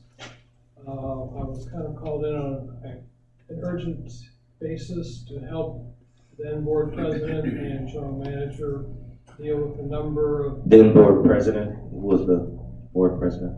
Yeah, Dr. Clifford Young. Okay. And so I took a leave of absence from Councilman Kern Price's office, where I was working as a council deputy specializing in environmental and economic development issues, and came out here originally for 3 months. And then I was asked to continue on. In fact, I told my boss, Curran, I think I'm going to be there for another 3 months, then I'll be back at City Hall. Well, it continued on. In fact, now it's almost 2 years. But my pay is simply based on when I'm asked to perform some service. I bill the district for the hours that I work. If there's no work to be done, there's no cost to the district. What projects are you working on currently? Right now, Romer. And what about Romer? Well, Romer, you basically need to expand your water filtration treatment plant in order to supplement your groundwater wells. All your water basins now are basically overdrafted as a result of the drought for the last 5 out of 6 years. So the filtration plant will enable you to purchase imported water from Valley Water District. That, in fact, your residents, for instance, in Rialto, are paying for that water already in their property tax. So you can receive that in Los Angeles County, and my water district, the water replenishment district, we're paying $1,000 to $1,200 an acre foot. Here, because it's on the property tax bills for residents, you're paying $127 an acre foot. Okay. What was that? Approximately $125 an acre foot by comparison. Okay. And so you're. Go ahead, finish. You're paying basically the transportation or wheeling cost of that water, but not for the water molecules. Okay. Rob, are we working on a project to expand Romer? Yes, to double the capacity potentially of Romer, which would be let's say ballpark $60 million. A $60 million project? Yes, if you fully double the plant. Yes, sir. To your knowledge, has that been discussed with the board about expanding Romer? It's in your capital improvement project, so Is it in the budget? Yes. To double? I'm sorry. Because we do have an expansion, but I don't believe it was. The CIP program has the design of the Romer plant expansion in the budget, not the construction of the plant. Just hold on 1 second. Please, we're getting feedback on the Facebook Live that we're not speaking up loud enough for folks to hear it there, hear it on Facebook. So if individuals could speak into the mic. I will do my best. So Okay. the general manager, so we have a project to expand Roma? Yes, it's in the CIP, and it's described as a project to look at expanding Romer to 30 MGD, and it's undecided whether, and this is what the engineering study will show, whether it would be in increments, or whether it would be one, all done in one fell How swoop. much is in the budget to do that? Is that that study, is that $1 million, or what, you have to tell me the number. In our current budget, we have 3.1 million for this project in this year's budget. Now, that current budget, that was approved by the board. Yes, it was. That's new to me. Yeah, no, we agree. That is approved. Rob, just real quick, I've been a little resistant to your most recent agenda items for your contract. Now, I remember when you came in, you're very knowledgeable. I have no issue with you as far as your knowledge base. My concern has always been that the way the contracts have been written, it's pretty wide open when you look at the scope of work, and it looks like a paralegal just emptied a box of legalese and shook it around, and it basically says nothing. And to me, I have no problem with us bringing someone with your vast knowledge and qualifications in if there truly is nobody in-house to do it. But to me, I feel that needs to be very clearly spelled out, and what we've seen thus far just doesn't. Now, in terms of what you say you're working on with Romer, no question that is certainly a need. I guess the question I have, maybe to you and to Linda, is don't we have several engineers in-house now? I mean, because I know that we had issues with hiring engineers, but I think we've solved that. So, I mean, again, nothing against Mr. Catherman and his vast knowledge, but are we getting to the point to where we don't need to rely on outside consultants as much? The answer to that is, the engineers that were hired. I asked Linda, please. This is quite a large project. Okay. It's going to take a firm to do this project, someone with background in civil, structural, mechanical, instrumentation, a lot of different backgrounds. The staff that we have, they are already tasked with other things. Okay. And this would be a full-time project for probably a staff of 20 people. It's going to take quite a big effort. So what specifically, or what specific activities is Mr. Kathman doing on this project? I mean, is it just like the prelim work before we put it out to bid for a larger firm, or? Yes, what he's been working with me right now is the request for qualifications for a firm to do a preliminary design. And that's beneficial for you, in your opinion? Yes. Okay. Again, all that sounds fine and reasonable to me. I just wish that we could actually memorialize that in the actual contract so that when it comes to the board, it'd be like, oh, that's why we're asking you to continue on, because that's been my biggest issue, is it just so broadly written that I could drive a Mack truck through it and say that it's part of the scope of work, you know, so. Rob, are you working on this, trying to call it a good name, of bringing, you don't bring seawater, what's the name of that? Of bringing. Ocean desal? Huh? Ocean desalination? Yes. Are you working on that project? I have done some work on the project, yes, sir. I am not currently. You're not? Who's currently working on that project? Well, Dr. Young, I do appreciate your line of questioning. However, you going into desalinization, and he said he's not doing it. We'll have desalinization. It will get on the table. It's No, just. wait a minute. I'm asking what he's working on. Because it just seems to pop up. No board discussion, it just popped up.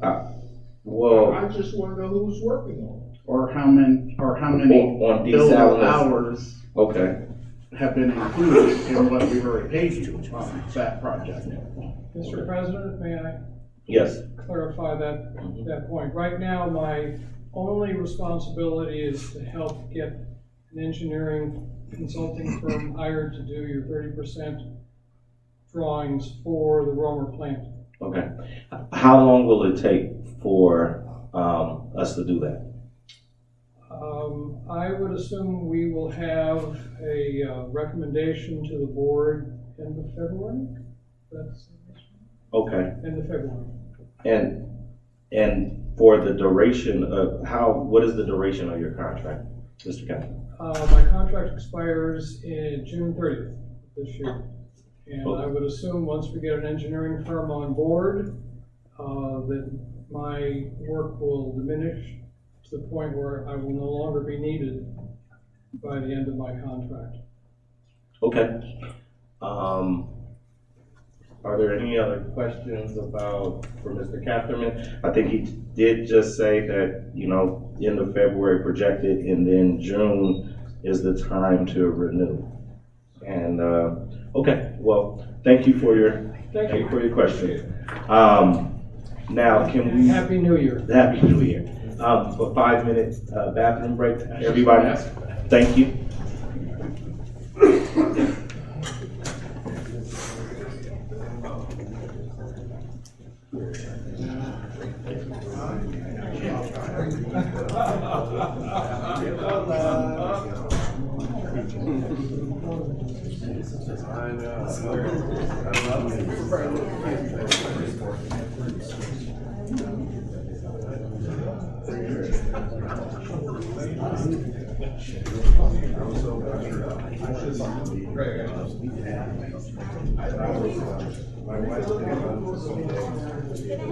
Scott, how are you, sir?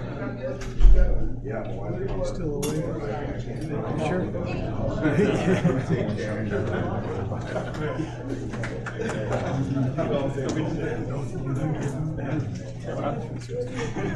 You say you look familiar.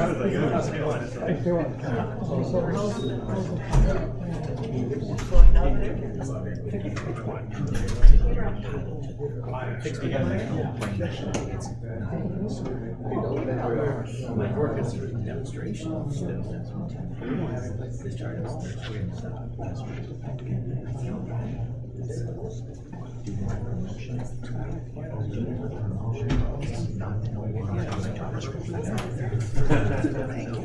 Boom. Go to the next guy. Oh, you mean with the check? Oh, yeah. Right. You told me to keep it there or the sewer. Which Dr. Rail to shut off a bunch.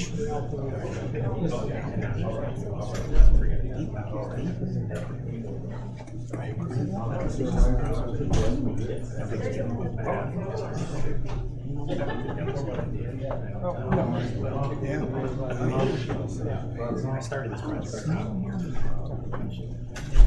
So, okay,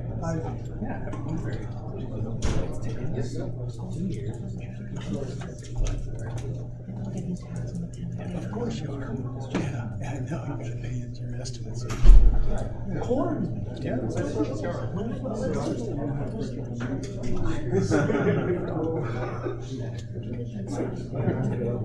We'll be talking more.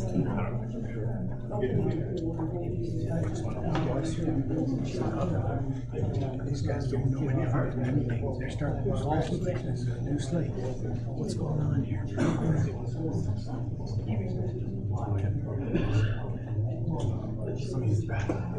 Oh, that's critical. Yeah, that's critical. That's critical stuff. In your review, I think you get A+ on the second day.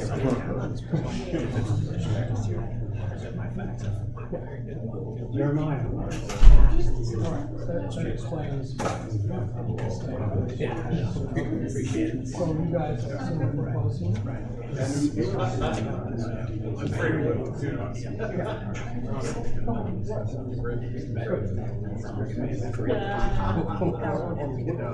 When they said CCC, but I felt like I've been pushed on the wall. I don't know. But we are.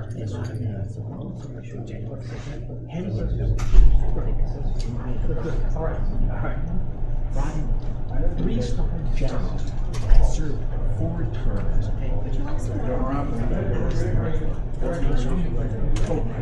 Yeah, I hope there's no hard feelings. I get it more about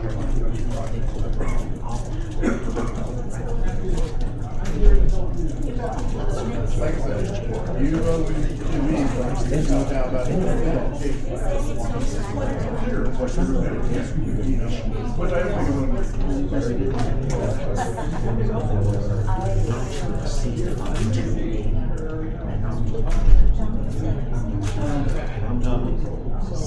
but that's a bigger issue, I think, there. We should be a little more deliberate about it. It shouldn't be popping up like that. Because that's not fair to you. You're a never-ending marriage here. But thank you. But I do appreciate all your efforts, because I do know you bring a lot to the table.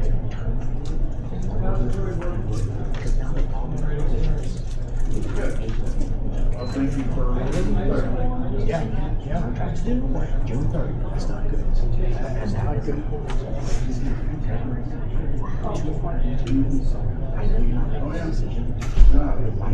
Like I said, you have no argument from you. There's something for me because I'm too far into it. There were people that.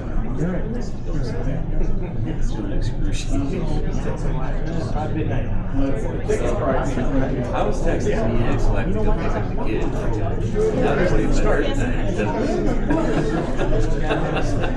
I was like, you're still on there. What? She was like, what? 6 and 10 years ago. You did the problem. I told her we were done. I was like, it's the music now. So we provide them a PDF document, and you just even give them any thumb drives or any hard drives or any documents, any computer-based document.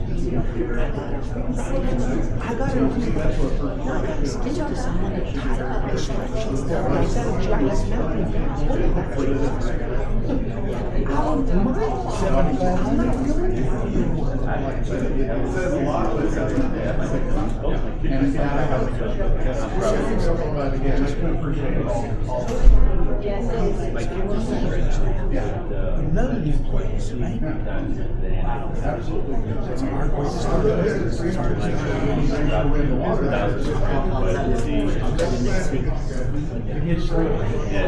Oh, you? Usually I do pretty good. Everybody hit it. Feels coming on. You get nice sleep. Follow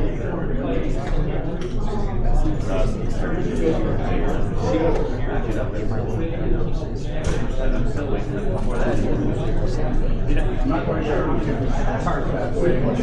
I still can. Oh, yeah.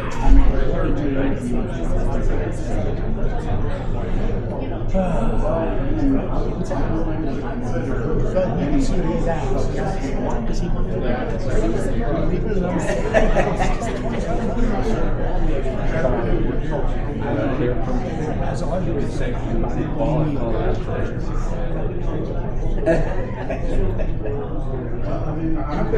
think you're good. I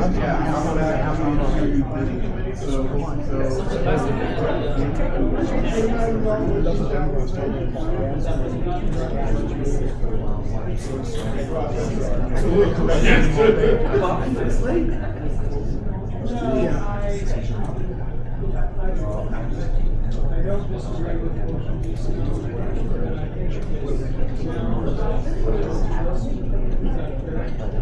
I actually agree with you there. I don't disagree with the council, but I can't figure right I got, she's waiting for me.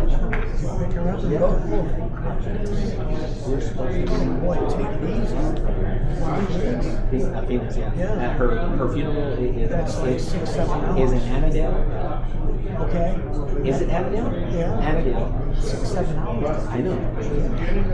Well, my niece is going with me.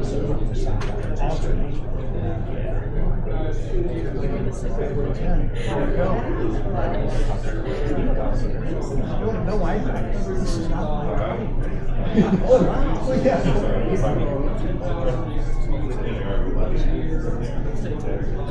Be having fun. There's no football on tonight, but we having some action.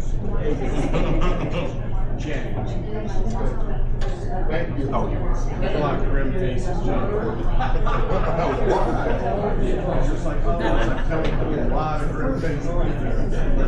But always. Here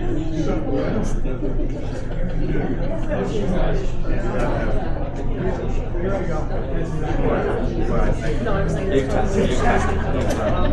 You gotta do that trading place. You're betting the dollar.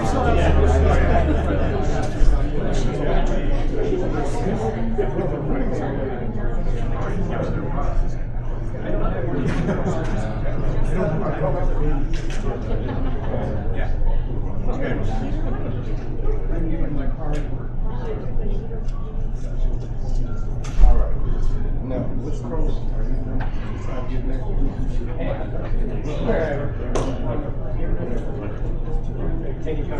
I don't know. We're giving them. Hey, good to see you. Good to see you.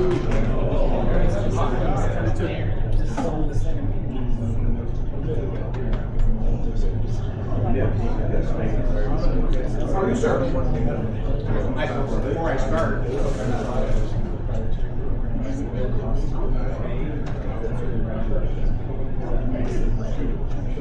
Dr. Mathis, how are you, sir?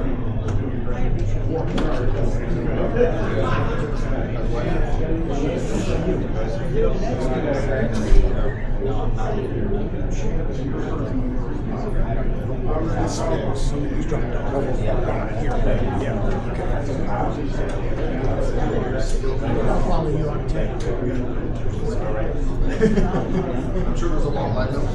You're not the only one. It's hard like it's all insurance, bureaucratic, red tape.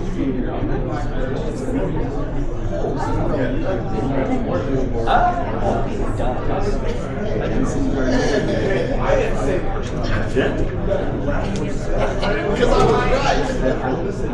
Oh, so you got her quick.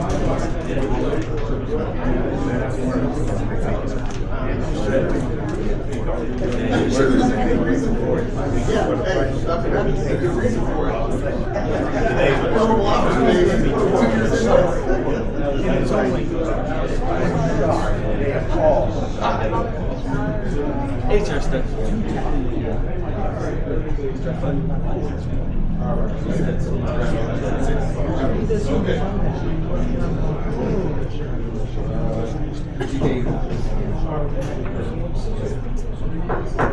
All right, everyone, we are reconvening at item number 6. The board secretary advised that there was a contractor that was here who we didn't, so item number 6, which is TKE Engineering for design of the 24-inch water line on Pepper Avenue. In Pepper Avenue, should be on Pepper Avenue. But number 6. Number 6, I don't have a problem.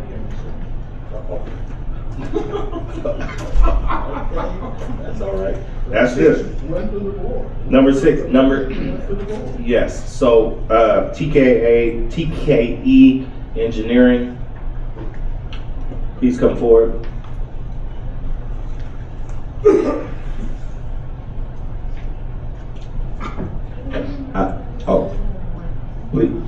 Please state your name for all the staff. State your name, title, department.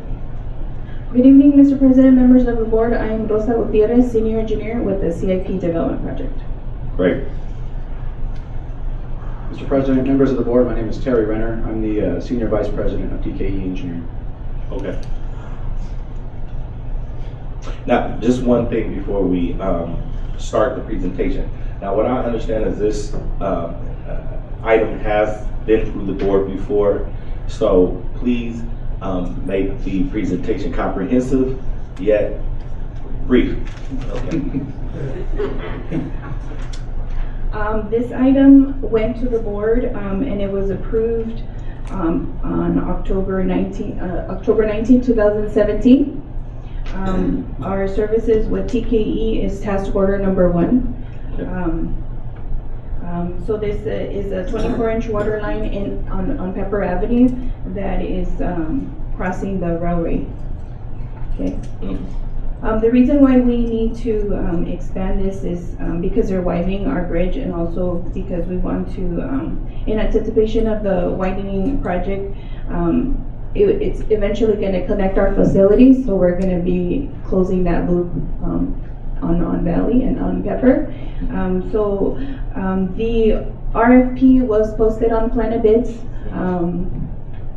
We have, on the staff report, we do have, I don't remember how many, 5 bidders came through, and TK was the one that provided the best value to the district. Okay, and so since 2017, they've been working on expanding the bridge? No. Or is that the current project because you used expansion? Yeah, at the time, it went to the board and it was approved.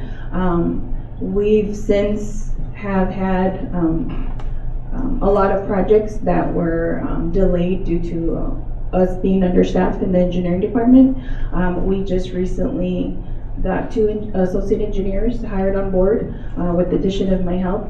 And so we've been pushing these projects forward. We are currently at 60% on this design. Okay. So we are back on track to push this project forward. Right now we're at 60% with the plans as well as the specifications. And we anticipate to have this completed sometime in October. That includes the railway permitting and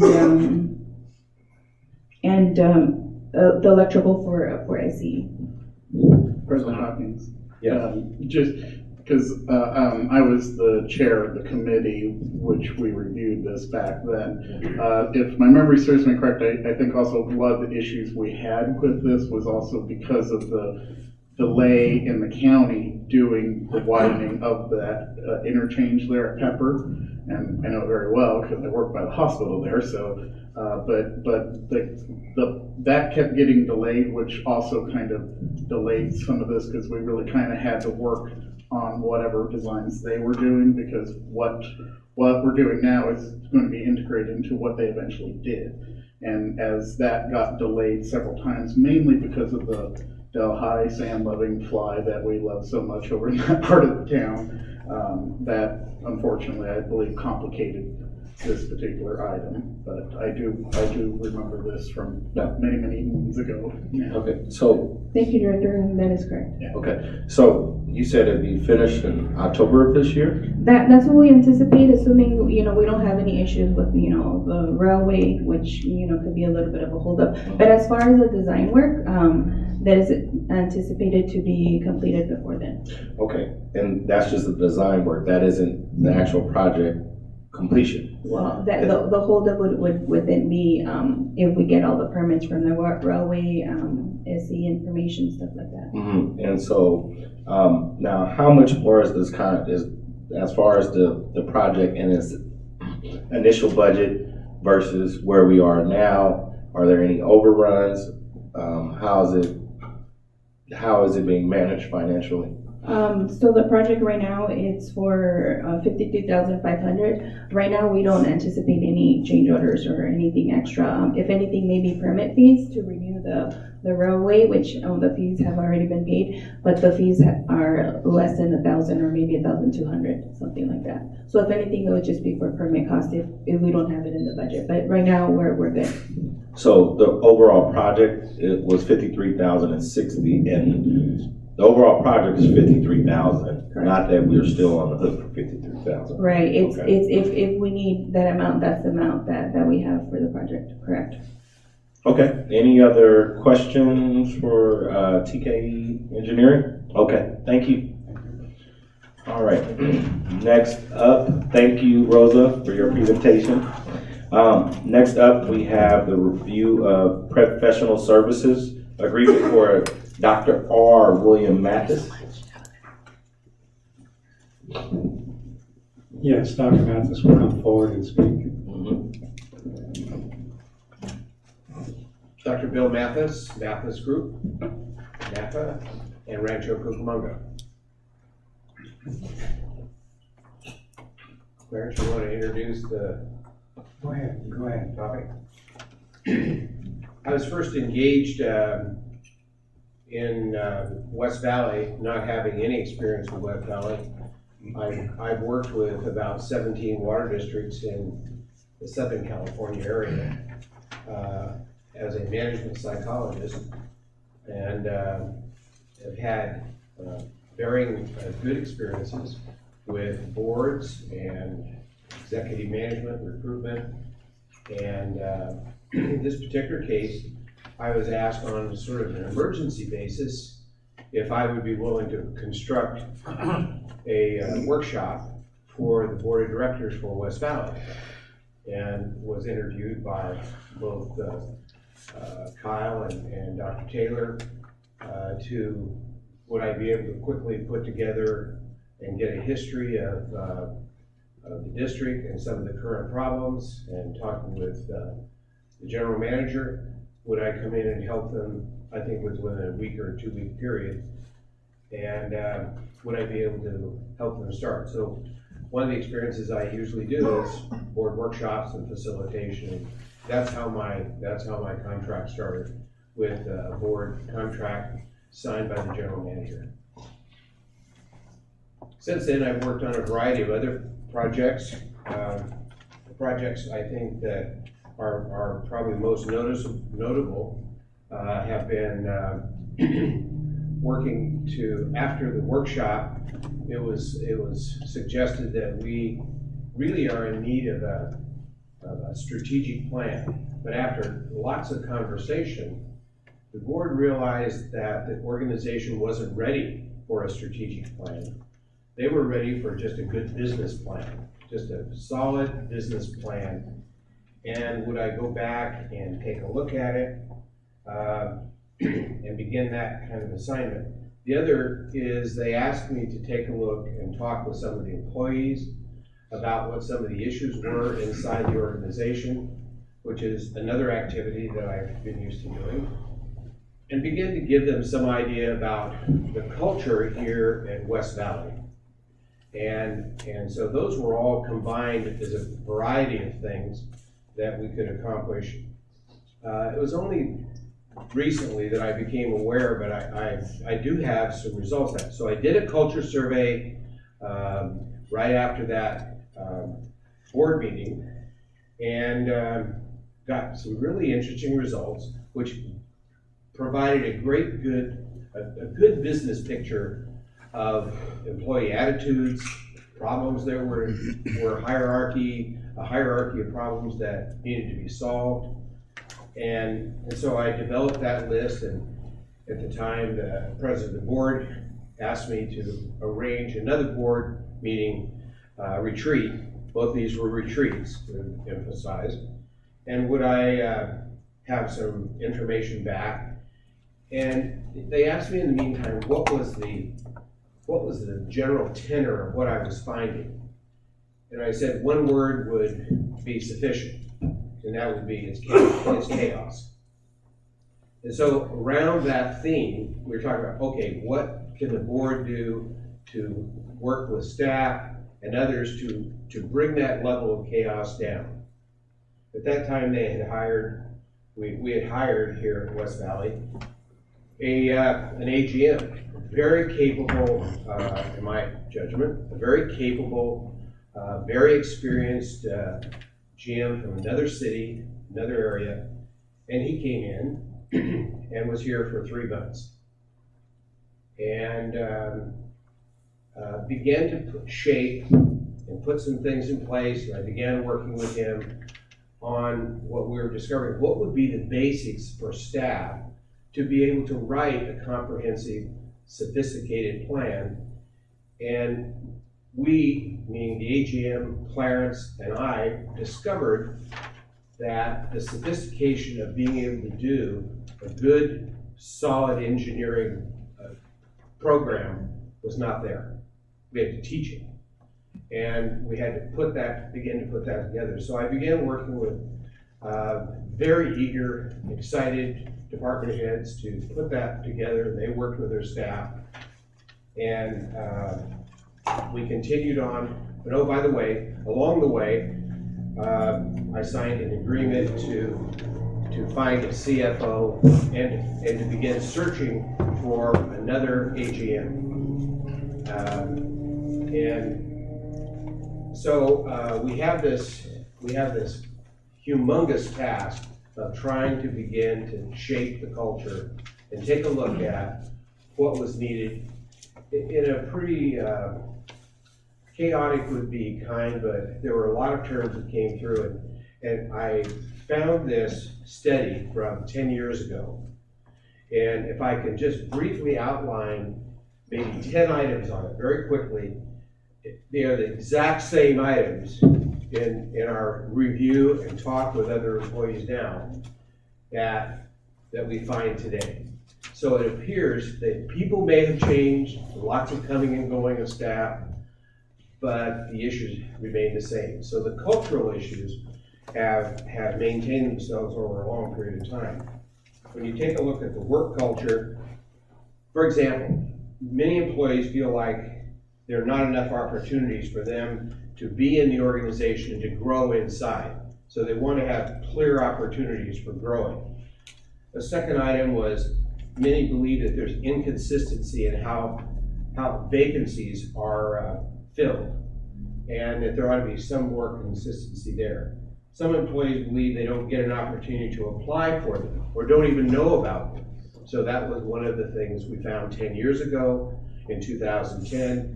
That's one of the concerns they have now. Some employees don't believe they can apply in-house at all. Some feel like the job's already been given or there's somebody else in mind. A few employees feel like there needs to be more standardization in management direction. Many employees feel like they do feel there's some positives in here. They feel like this district really does support education and certifications and are encouraging people to go on and learn. And there are a number of other positives. I guess if I can anticipate a question, there are like 5 areas that showed up in 2010, and there are probably 5 areas that have shown up today that are really priorities for an organization to grow and prosper and be a high performance group. The first one is the whole Department of Human Resources.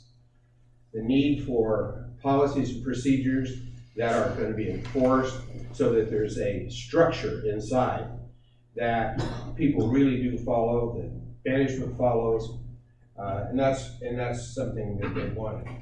They wanted the clear rules to be established. The second thing is they wanted merit-based promotions and promotional opportunities to be shared with lots of people. One of the things we discovered is that many people are not qualified for a position jump. However, they want to go in and test so that they can see how they test and to see how they're doing, but they don't have that opportunity, they feel. So there's not a testing opportunity. Training, they want to see it continue, even though it's offered a lot. The atmosphere for getting away from jobs, there's huge job pressures here to get the job done because there are vacancies, and there's a slow, very slow, turtle-like, quote unquote, turtle-like process here of getting things and decisions made. Probably the biggest one today is leadership, consistent leadership at the top, and having someone who is there and is going to be permanently there. We've got a little bit of chaos there. Probably, the last one is a feeling of fairness. Again, going back to human resources, it's a huge gap in the organization. And so they're looking forward to that fairness, and I would say a feeling like they're valued by top management. Those are primarily, excuse me, the topics. So right now, my situation is as many of the consultants have talked about here in companies, that my contract is sort of dangling. So I haven't been working for the last month and a half. So we're at a standstill.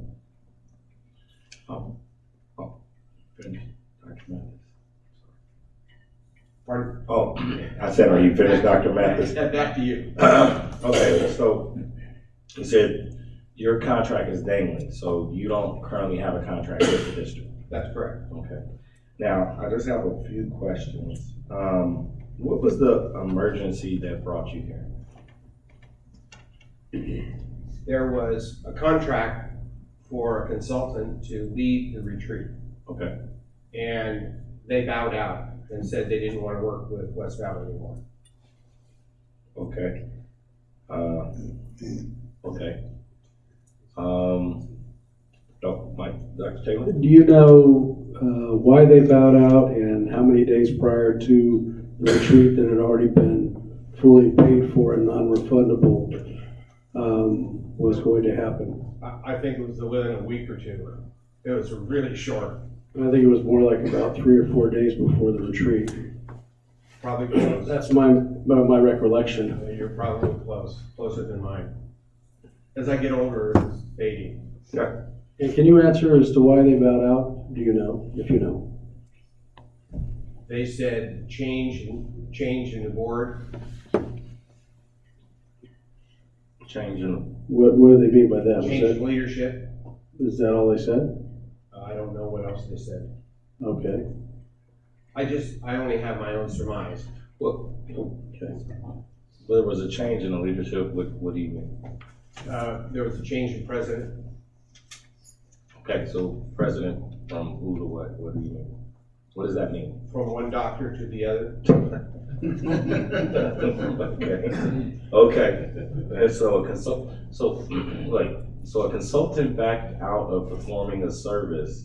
Correct. That we invested in. Yes. Because one president changed from the other president. Yes. Okay. Change in board leadership. Oh, okay. I hope there's a list somewhere and their name is on it, because that's not the kind of thing we'd like to see moving forward. However, let me ask you a few questions. Yes. So you don't have a contract. As far as the other projects, you're not working on any of those other projects, hiring or doing any of that right now, right? That's correct. Okay. And then the report that you have, can you make sure that the board secretary gets that report, a copy of that report? Because I would like to review it as well. Unfortunately, some of the things you outlined in my discussions with the board and the staff are still prevalent today, and I don't know how far we've inched forward. The other thing that I noticed coming into this, the 5-year plan, or business plan, as you say. Clarence, what are we operating off a 5-year plan or business plan right now? There have been plans that have been put together, but we're not operating on them. My other question is regarding some of the work, the surveys and other things, are there reports that you produced as a result of your work? Well, there are, certainly in the recruiting, there are reports. Okay. And I've never had an opportunity to present the culture survey I did, but it was very similar to the one that done 10 years ago. Okay. But it's updated to 2019. Okay. Let me ask you another question, because we are trying to get to defining what consultants are doing with West Valley Water District and what we expect them to do. Yes. If you were to have a contract again, what would, or Clarence, I don't know which one of you answer it, what would be the purpose of the contract? And, you know, what would be the value of, services being offered exactly? And You would need to execute a business, or create and execute a business plan. And as a part of that business plan, of course, is working on changing the culture. But for example, we don't operate here on key performance indicators. So in other words, I can look at a department and I can't tell you what their key performance indicators are because we don't have any. And we need to have for each department, what is it they're supposed to be achieving? And then how are we gonna get there? And then how, and as a part of that, how do we bring about the culture change?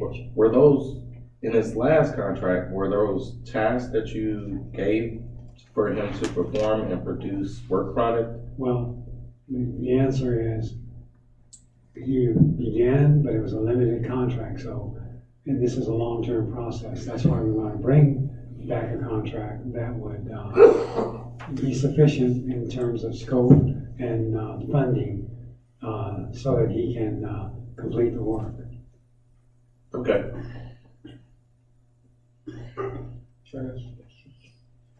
Hi, Dr. Mathis, how are you? I'm good.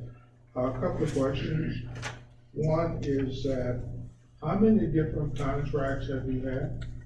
I believe 3 total.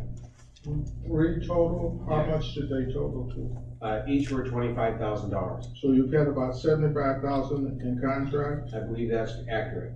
All those contracts were given to you by signed by the general manager? Correct. Under his authority? Yes. I want to ask you a little bit about your recruitment activities. I know that you've done this over a number of years. And you did it for the assistant GM, for the 2 assistant GMs, and for the CFO? Correct. Okay, can you tell me the procedures that you use, just briefly? Sure. First of all, I got a good job description of what the board wanted, and I consulted with Clarence and the 2 board members, president, vice president. Got the job description together, then did flyers on it to 5 different agencies, and it was on an urgency basis because we had no AGM. And they asked me to make it short and sweet and to use a lot of my resources in terms of other people in the water district. I've been associated with a group of people called CUMA. And CUMA is for those executives and AGMs and GMs around the state who are involved in water. And so I have a really good network to go in that, and they asked me to go hit that network really hard with personal calls, and I did that. I got a few good ones there. One of the big problems, this is just an add-on here, Doctor, it was that the reputation for Western as a place of turnover and firing and so forth made this probably the most difficult recruitment I ever faced. So you got the bottom of the barrel. It was a tough sell. During the process, of how much input did the 2 board members have in it? Well, I think in the selection, they had a lot of influence. When I put the panel together, they were on the board or on the panel and made that decision. Did they guide you into who would be put into the pool? No, they were really pretty good about that. They gave me some names of people. I asked them for, and staff too, if you know people who are looking and want to go up, I asked for everybody to give input, and I made the decision about whether to include them or not. Dr. Mathis, you said that you worked with the board members and Clarence on the job description? Yes. Is that correct? Yes. Did you not use the job classification that we already had published? Yeah, I used that, but I made some alterations to it too, in terms of one of the unusual aspects of working at West Valley is that the AGM may be working with the board president or board members directly, because the GM position here really is kind of like an assistant CEO kind of position. Can I ask you a question? I mean, I'm sorry to cut you off, but we have a lot to go over. In that process, you did lower the threshold for experience compared to what was already published in our job description classification. I did. Was there any lowering of the threshold that occurred? I think there were added ideas of some that were on there that I was surprised at. Added ideas? Can you elaborate? No. Well, I'd be breaking some confidentialities if I did. Well, if I could just be so blunt, sir, I mean, I don't really know you all that well, but I know that while you had one selection who was highly qualified, yes, who was just a phenomenal candidate, yes, the person who ended up hiring for the other position didn't even meet the minimum qualifications in the justification, or our own qualifications. So I'm just kind of curious as to how we ended up with that kind of a candidate even in the pool. Can you at least speak to that? Well, I think that... Because there's a lot of questions out there in the public on that one particularly. Sure. Yes. And Greg, I do understand that, but allow him to answer the question, if you don't mind. Well, I think the individual you're talking about had some other unique characteristics that I think must have been in the minds of the board and Clarence to have selected him. Okay, but Dr. Mathis. Yeah, but that wasn't quite my question. My question was, how did that individual even make it past your screening? Because if you're screening based on the job qualifications listed by the district, right, shouldn't have never even made it to a selection panel. Well, I understand what you're saying, Greg, and however, one of the things, and Dr. Mathis, I respect you for the candor that you're using right now regarding the temperature of the organization, the shortcomings, and I think what Greg is alluding to, some of the challenge in the selections process.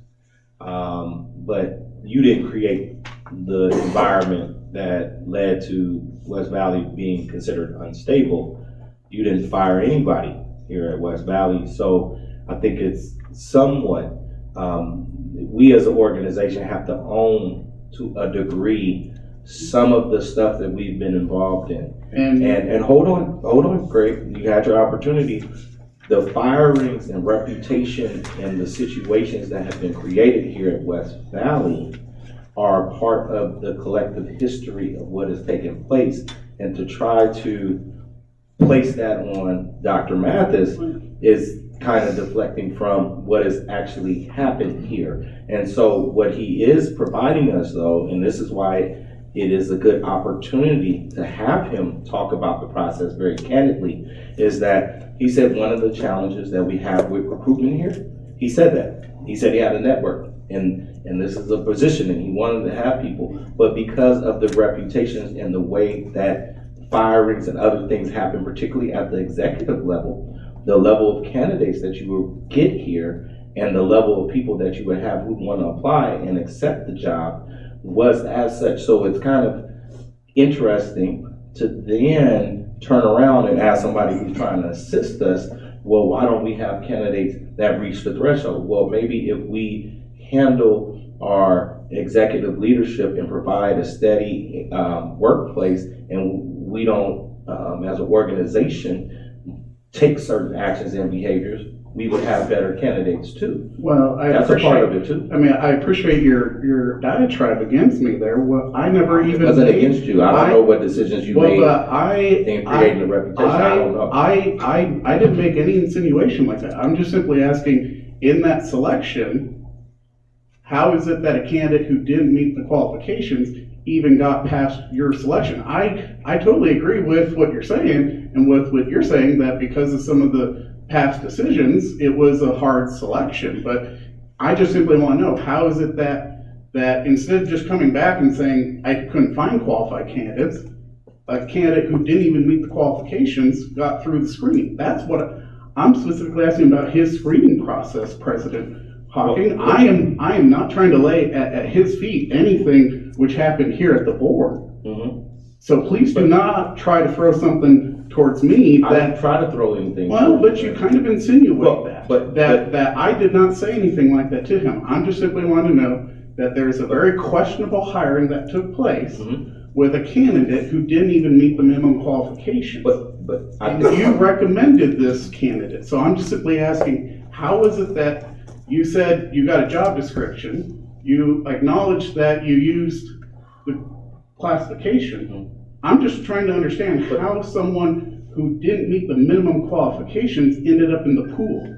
Were there other candidates in the pool? Oh, yes. Candidates who met those qualifications? Great candidates. So- In fact, they were so good, we went back to the pool when this individual left and said, can we bring some of those back in there because there were some good candidates? So again, how is it that one candidate in particular made it into a pool if there were plenty of other candidates who met the qualifications? That's what I'm getting at. I am not laying at Dr. Mathis the difficulty in recruiting. I fully admit that there would be a lot of difficulty. So please do not try to put words in my mouth. Nobody put words in your mouth, but go back and listen to what you just said to But me. as a board member, the decisions that have been made by this organization are you can't abdicate yourself from the decision-making process. If you weren't serving on a committee, if you weren't engaging and demanding to be a part of the process, you can't. That's why we're having this meeting this evening, because what it appears, I don't know what exactly has happened. I'm coming from the outside in here. However, the level of scrutiny and the level of engagement necessary in order to right the ship, we're trying to do that this evening and take a valid discussion and someone who's given us candid feedback and to try to use that as an opportunity to that's not what this forum is for. Is to figure out what we're doing with this particular consultant. What is the scope of their work?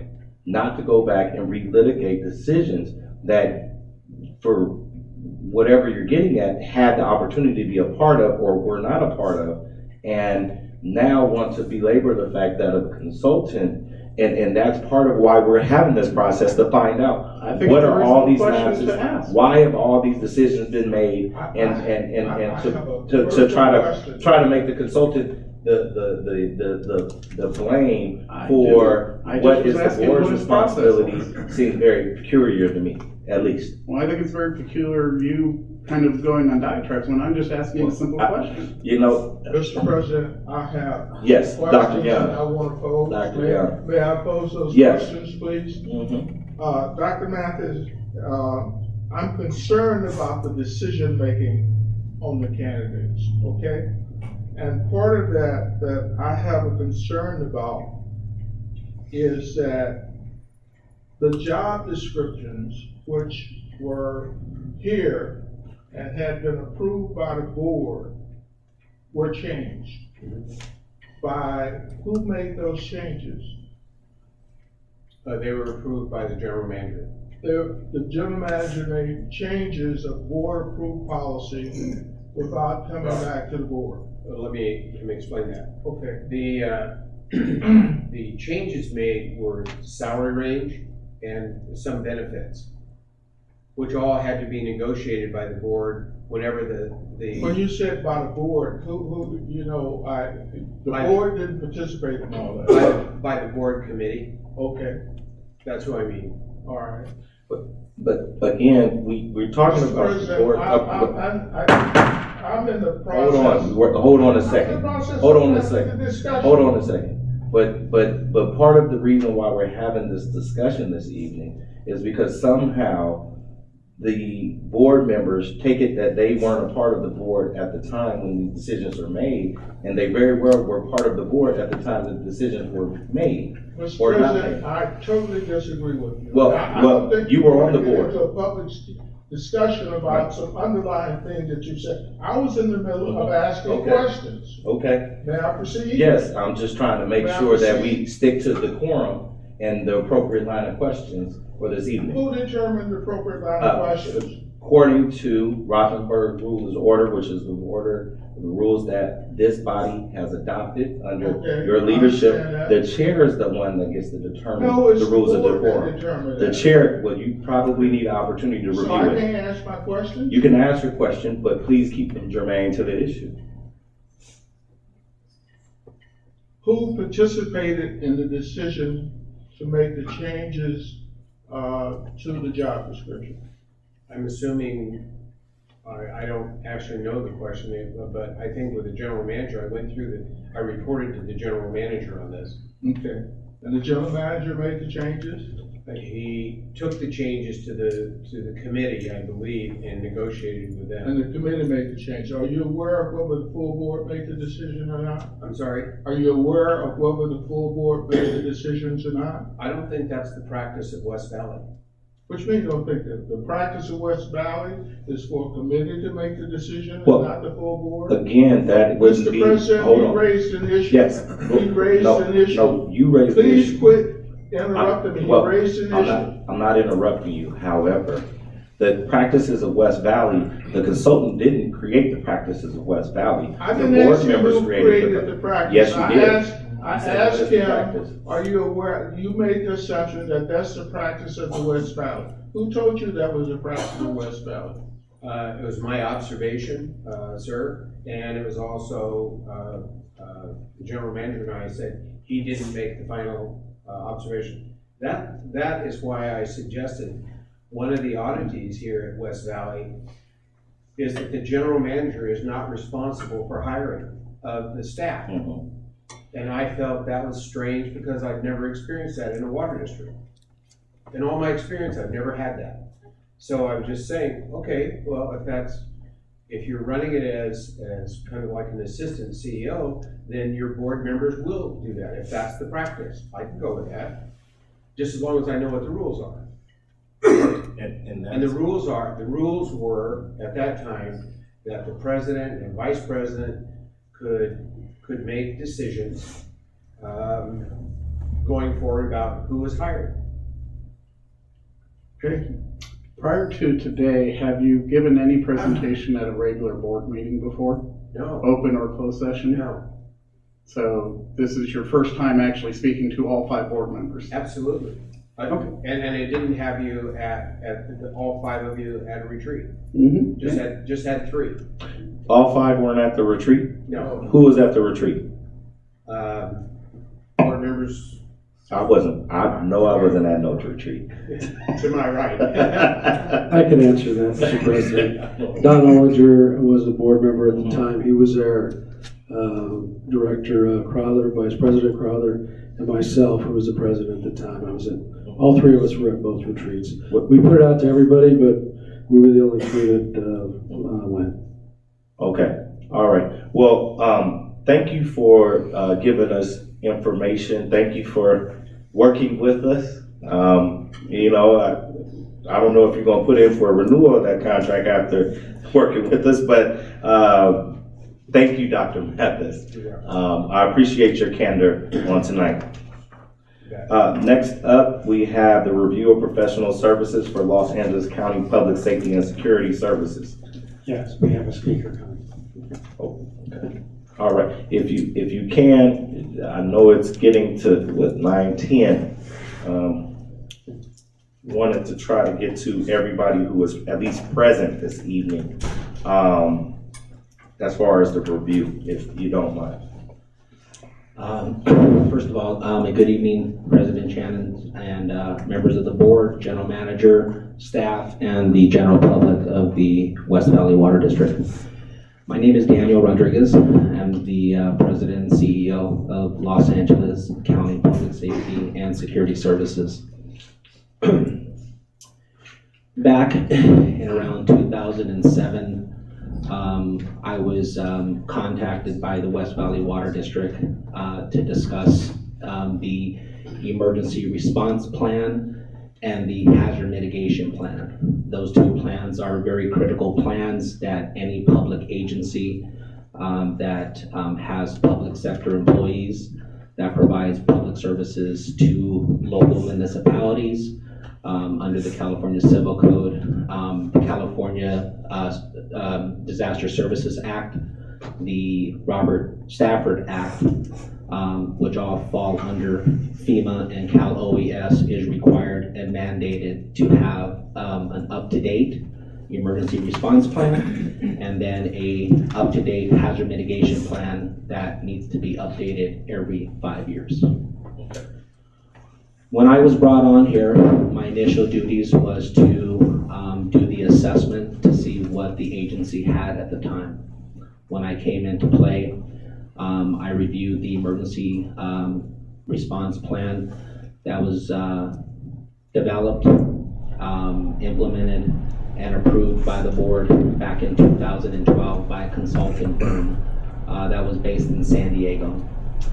Consulting firm, which I have a copy of it here, they actually did a very good job based on the standards back then.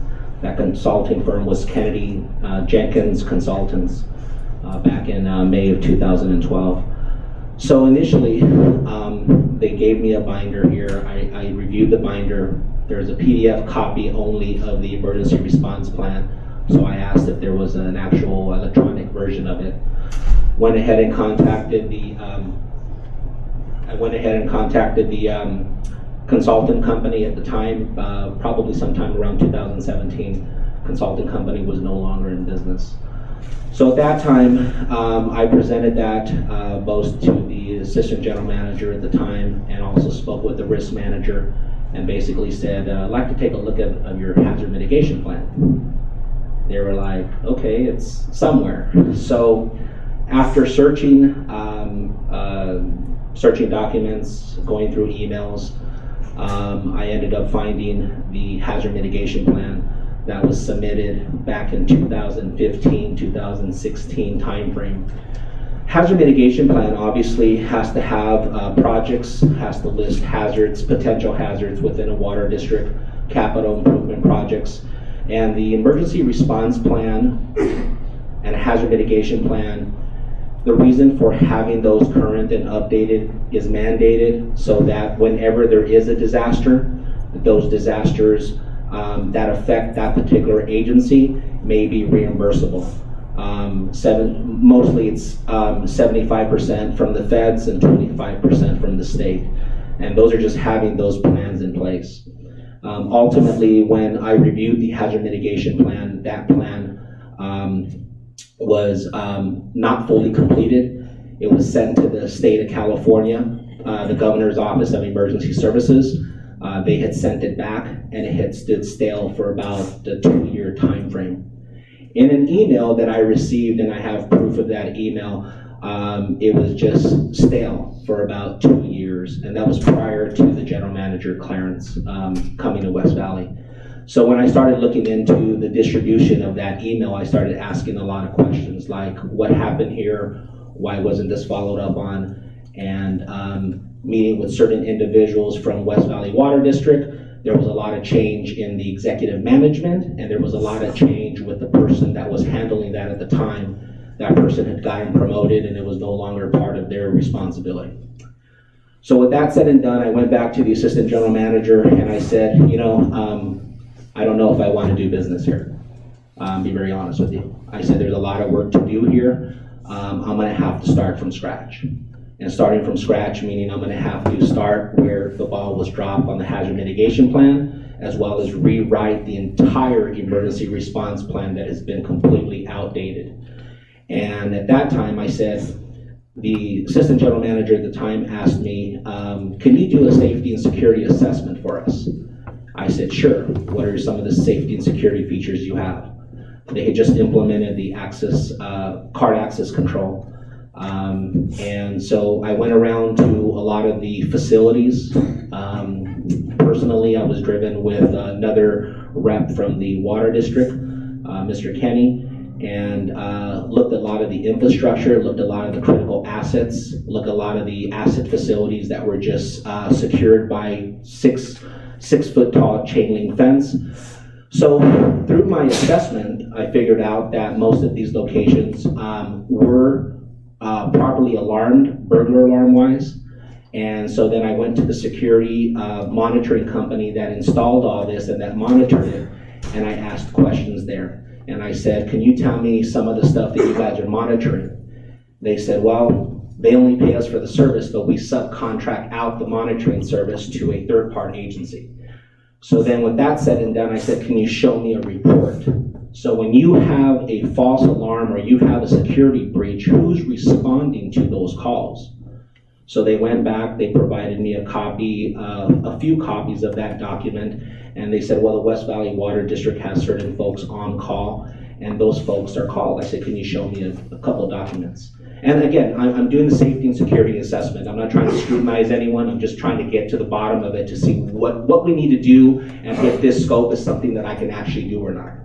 So with that said and done, they provided me a list, and I started noticing there was no call, no response, no response, no response. And I said, what does this mean on your sheet? Well, we contacted the on-call person who was on call on the list we have, and they didn't respond. So who do you call then? Well, we call Rialto Police Department. Well, I happen to have very good relationship with Rialto Police Department. The Chief of Police, Mark Kling, was my mentor. I worked with him back in 1998 in Monterey Park. And ever since then, I've known him and I've followed him to many agencies that he's worked at. So therefore, I made contact with them. I said, so what is the normal procedure there? Officer responds, they clear the location. Well, they clear the location. How are we notified of what happened? Is there a breach? Was there a breach? Did someone make contact with somebody? Was there, a possible 602 trespass? Was there some type of identification? Someone made contact? No, not really. We don't get that information.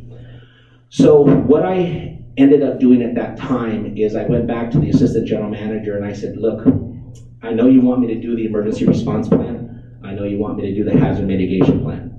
But before we do all that, we have to look at the whole safety and security plan, because your two plans are outdated. The safety and security measures should be most critical because you're both going to go together, per se. You have to have them outlined in the plan. So you have to have a policy, a safety and security policy, to properly update your emergency response plan. Then you have to incorporate that into your hazard mitigation plan. So with that said and done, I compiled a very comprehensive report, which I provided to the West Valley Water District. And then at that time, the West Valley Water District came back to me and said, could you continue with the emergency response plan, hazard mitigation plan? Therefore, a contract was generated. The contract went to the board. The board voted on the contract on a 4-1 vote. And therefore, I continued with the process in revising, updating the emergency response plan, as well as partially completing the hazard mitigation plan, which I have submitted back to the state for their comments, their feedback, their suggestions, and those two plans are an ongoing plans right now. By those two plans being ongoing, if we were to have a catastrophic incident today, and I'm still the point of contact, or there is a certain subject matter expert in emergency management that's a point of contact, if there was a catastrophic event today, because there's someone actively working on those plans, although they're not fully completed, there's a very high probability that the West Valley Water District can be reimbursed. Okay. I do appreciate your presentation. I don't want to go into the full scope of our security veracity right now. Definitely will want you to come back for a briefing for us in regard to your existing contractual relationship with West Valley. Yes, sir. Where are we in the process? So right now, I currently have a contract, and the contract will expire at the end of June. Okay. What specific projects are you working on now? So right now, I have 2 ongoing, very critical projects. That's the hazard mitigation plan, which back in November I mailed out to Cal OES, Cal OES requires mainly a 60 to 90 day time frame to then even get back to you.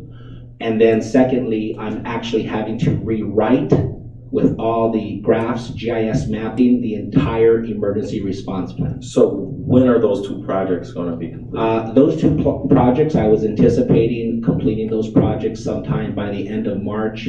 I am not gonna meet those deadlines. Unfortunately, the person that I had that was assisting me is no longer assisting me. So those are probably gonna be delayed approximately 2 to 3 months. So I'm thinking sometime by June, I will have those plans prepared and ready for a presentation to the board, because it needs a board review before it gets submitted. After you complete those plans and it comes to review, what other services are you in line to provide for West Valley? So after the plans are properly submitted and the plans are properly adopted, I just submitted to you guys the NIM-SIMS ICS training policy. And that is a policy that once the plans are adopted, we have to maintain at the West Valley Water District. Everybody being the fact that they're obviously public sector workers, they fall under the disaster service worker. So therefore, they all need to be trained in ICS 100 and 700. So that would be so after you complete this, you may be the person who does the training.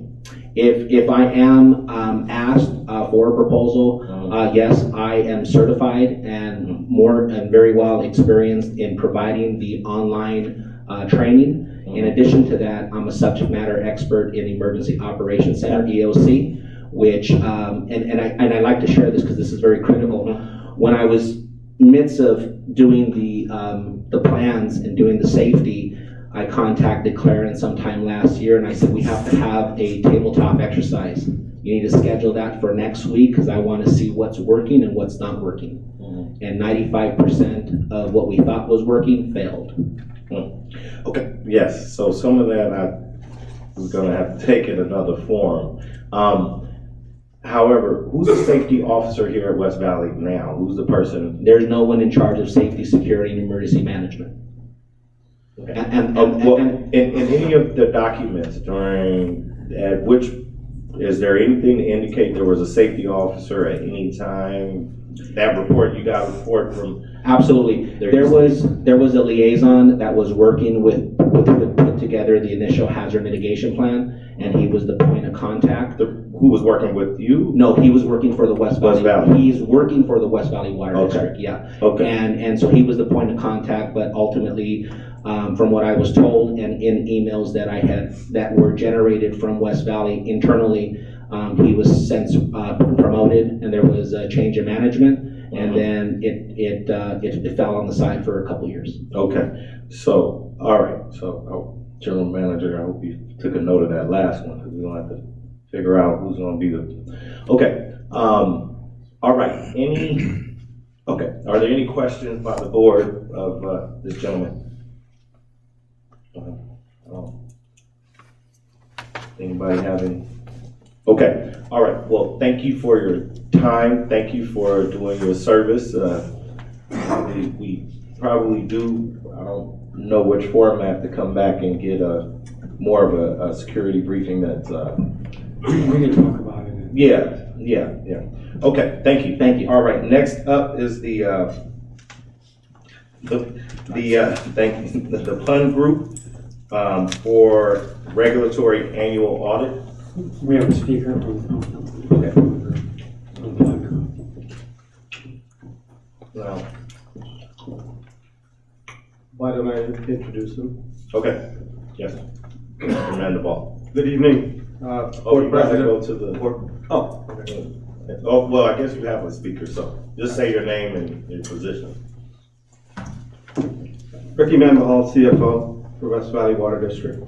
The PUN group conducted our special audit, the 7 months audit, and finished that, presented it to the board in August, and it's time to do the annual audit. So it didn't make sense to have another audit group come in to finish that up. So we went out and asked them for an agreement to finish up the annual audit. Long story short, it's almost done. We are waiting on some final paragraphs to file it. We have until, I believe, January 31st. I filed an extension to get that completed. And once that audit is completed, then the agreement is done with, and we'll go out to RFP for another CPA firm. And Gary here can chime in and give you some more details if you like. This is number 10, just to be clear. Number 10. All right. But you know what? I don't want to take necessarily some luxury here because it's first time meeting you. I'm only familiar with your work. We know they do audits. We know they did one very a rigorous audit of West Valley. And then I think Ricky just indicated the scope of your contract. I do know the Pun Group does work. I don't know how many more questions I have about you all. And so if the board has some questions of the Pun Group, the duration and scope of their work and what they're going to be doing, if you have questions, ask them, because I think with this group, I think everyone here is fairly familiar with what they're doing. I can give you basically Okay. Yeah. So I know you came ready for a nice long presentation, but I guess your work speaks for itself. Yeah, I think we owed over 100 government agencies in California, Arizona, and Nevada. We have over 70 CPAs, 7 partners, and five offices now. Just one question. For a long time. Yeah, so this will be your second full year auditing us correctly. Is that correct, or? No, we did the 7 months of January Okay. 31st, and June 30 is the end of the first year. Thank you. Well, you were with us previously, but at a prior period, correct? I think it was 2015. Yeah. Yeah, 2015, and then we switched from them to another audit firm. We rotated that one back to the Pun. My understanding is it's and you can maybe speak to this, sir, is that typically they encourage you to change out firms every like 2 or 3 years, right? I mean, that's kind of a standard practice. Generally it's 5. Yeah, okay. And I think Mr. Mandelbaum did state that we would put it back out to RFP after the completion of this audit. Yes, we're planning to go out back in February because of the nature of how the Pun Group was brought in. Yeah. So we want to just make sure it's done correctly. Yes. Okay. All right. Thank you. Unless there's any other questions, we're going to move on to the next item. I believe that is Charles Chamberlain. Item number. What number do we have? Number 11. 11. Mm-hmm. Item number 11.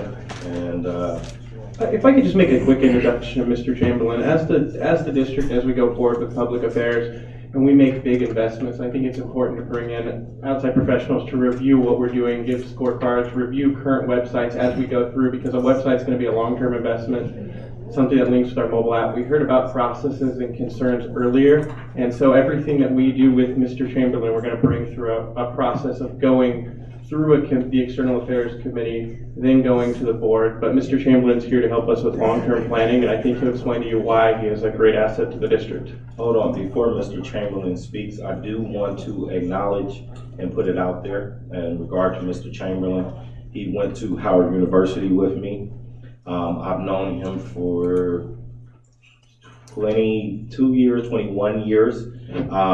I worked on, with Congress members, he has too. I'm very familiar with his work. Actually, when the need regarding communications and media relations was said, I'm going to be honest, his name came to my head. And the reason why is because he's worked as the spokesperson and press secretary for 4 United States senators, as well as the spokesperson for the Speaker of the House, as well as the spokesperson for the city of San Diego. He is one of, I think it was 2 African Americans who've held those positions in our country at the time of having those positions. He has built websites, done the kind of analysis, outreach, and engagement that we need in our organization, allowing us to respond to numerous press inquiries, and allowing us to give us advice on being more transparent and accountable. So I do want to disclose that information, that he is someone that I know. However, I didn't pick him because I knew him. I picked him because of the qualifications that he comes with, and in our staff's time of working with him, they can tell you he's well worth an asset to our organization. So I just wanted to disclose that. I didn't want to hide the ball that I know Mr. Chamberlain. Mr. President, before we begin, are we approving the contract tonight? Are we reviewing? We are reviewing the contract. Okay, thank you. For the record, for many years, we were both on the opposite side of the aisle. So we Yeah, I wanted to say he worked for 4 Republican United States senators and the former Speaker of the House. So, you know. I just got to say, Mr. President, I like him already. We can't get into all that. This is a nonpartisan office, but I just wanted you to know he is very accomplished in this field. I was brought on by President Channing, President Hawkins, and with the work of Clarence and Jeremiah as well, to bring an assessment of communications here. It was brought to my knowledge, and I think to everyone's knowledge, that there is some issues, not only talking to the public, talking to the media, and conversation amongst employees here as well. So there's a number of both external communications and internal communications issues that exist with the West Valley Water District. And I know that the president wanted to change that, and part of beginning and starting that change begins with the general conversations that are happening here. So I put forth an 8-page proposal, which I submitted to the president and to the committee. Typically our process begins with 1, gathering information, research, and assessment. 2, making recommendations, planning and reporting. 3, implementing changes, generating content, and testing performance. I'm going to be very brief because I know it's 9:30 and I know folks need to get home. So what we did was basically break that up into 3 separate goals for the district. The first one, assessing overall communications. That includes traditional communications as well as digital communications, as well as media lists, contact lists, and customer relationship management systems. Assessing and scoring some of those communications, as well as comparing those to other water districts. Meaning, what are they doing? What are best practices with other water districts? And what are they doing successfully? And what are they not doing successfully? And how does that compare? And the second part is reporting that. So we're going to write all of this information into a report. And the third goal is just to provide some support at this time as well with communications with both Jeremiah and some of the communications staff. We've broken this down to an estimated timeline because, as you know, I can only work as much as I'm given support. The first phase of gathering information, researching, and assessing, and that includes speaking with each of the directors as well to get your input on what you would like to see happen with the district in terms of how we should be communicating with both the public and the media. So I'll be hopefully speaking with some of you all in the near future. Phase 2 is a month, and that will be making the recommendations and putting the report together. And finally, the Phase 3, which is actually a combination of Phase 1 and Phase 2, providing some communication support and expertise and filling in the gaps of a somewhat understaffed communications department. Basically that's it. Thank you. Any questions regarding Mr. Chamberlain? Okay. Being there's no further questions, thank you for your time and your service.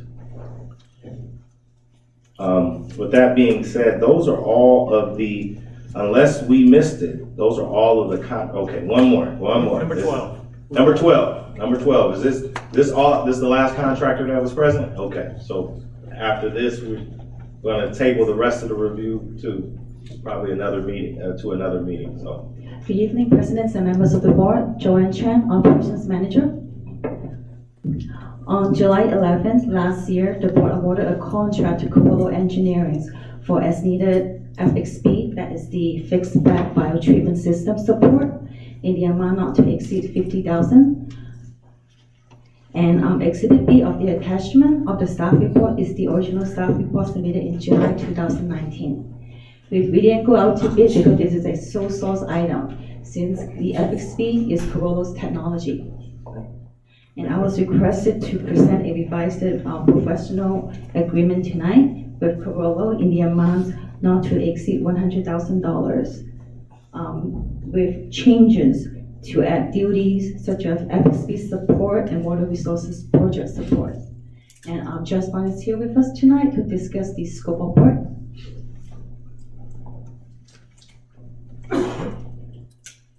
Thanks, Joanne. Mr. President, members of the board, I appreciate the opportunity to be here. I will be brief, happy to answer any questions. I've been here a number of times over the years on the fixed bed process. It started in 2007 when we had a grant from the Department of Defense to pilot test the technology we've been developing for a couple decades for the treatment of perchlorate biologically, degrading it to chloride so we can get rid of that contaminant. Pilot testing went well. Long story short, we ended up with a $3.5 million grant from the Department of Defense, along with a $3 million grant from the state of California from the cleanup and abatement account. That was a grant that we submitted together with the district. So we ended up with a $6.5 million project to build that pilot technology full scale. That technology has now been operating back here from, November 2017. Our goal there is to receive a permit for that plant so you can deliver water from it. We have received that permit. We continue to work on that under our existing contract with the DoD and the state. And so the scope of work on that for this continuing engineering services is to provide continuing support as we transition the plant to the operators. So Sergio and Brian and Lance and the gang over there will be taking over the plant in a short while. And we want to make sure that they have all the support they need to make sure that plant delivers water safely, and that it is a plant that's easy to run, and that's what we're there for. It's time and material, so we'll support as necessary. There's two parts of it. Yep. I appreciate what you're saying and support, but I almost think it's unfair at 10:35 to really get to FSP and what the board needs as far as questions regarding this project, what's happening with it, what's going to happen for this transition. Because I know you're here talking about the support end of the contract, but we as a board need a more in-depth education about the project itself, because we can't take action tonight, we're only reviewing. However, I definitely believe we want you and some other staff persons who I think to hear, so we can have more of a discussion about FSP, and what's going on over there. I just wanted to caution you about that, and I know that the board wants more. We want to go more in depth with that project. I want to as well. We've been at it for a long time, about 20 years, since 2007 here. And especially since we're supposed to be taking over now, we want to know what we're buying. Make sure I've heard some comments about, well, hey, I heard the plant's not running well. The plant's off because we don't have a place to discharge the water right now. We've spent a lot more time than I anticipated getting the plant up and running and kind of running steadily. That's all been on our own dime. We wanted to do that to make sure we're not handing a plant over that the district is going to have to mothball. So I'd be glad to come back anytime. talked great detail about the FXB plant. Yeah, well, certainly, Directors Young know a lot more about it. yeah, I mean, we spent a lot of times talking to you back in the day, but certainly I'm sure President Hawking especially would love to hear more of the presentations we have, but certainly as far as where we are and how we can maybe get to that finish line that I know we all want to collectively get to as soon as possible. But thank you for coming out. Are there any other questions for them right now? I know we're not we are not adopting the contracts this evening. We're only reviewing. I'd like to make a clarification on this one. As Joanne pointed out, this contract is in effect. It's on the board on this agenda for two reasons. One, it's here to be reviewed. But two, there was some contract language that needed to be changed. So it was here, but as I see, the board is not taking any action. But there is contract language that needed to be amended. Okay. The contract language is here, The contract language is in here, and basically what happened is, back in July, when the contract was brought before the board and it was approved, there was some standard language that they have in their contracts. So our professional services agreement in section 2 goes up to 2.4. But they typically, in the contracts they've had with us, have added 2.5, 2.6, 2.7, and then there's a few other changes. And so when it was approved by the board, they came back and said, wait a minute, the version you approved is not the version that you approved in the past. but there's no issue with service or anything. Well, this contract, even though there's no issue with service. Okay, that's it. Okay. Is it? I'm sorry. So it's contract language that will come back to us. Yes, it's No issue with service or anything. No issue. Because we've had a very good relationship. Yeah, no issue with service. And when this comes back, can we get a red line version, please? Yeah. Of the changes? Right. Just so they're clear. And so, yeah, that's something I assume for the regular meeting that will be on the agenda. Okay, are there any other questions? All right, without there being any other questions, we need to figure out when we're going to continue our special meeting on the remaining contracts. General Counsel, yes, make a suggestion. In the past, President Hawkins, like, for example, I know we had a pretty lengthy board workshop regarding the budget quite some time back, and we did it on a Saturday morning, and that seemed to be pretty convenient and work out well for a lot of the people involved. Obviously, Director Young and I still have full-time jobs, and obviously, keeping people and staff and people here till 10 o'clock at night isn't always reasonable. Can we consider maybe a future Saturday to continue with this conversation? Because I know there are even conversation topics we want to go back on, even items we've already covered tonight. Okay, so, yeah, items I don't know, the 18th in the afternoon, like 12 or 1 o'clock, or the 25th in the afternoon.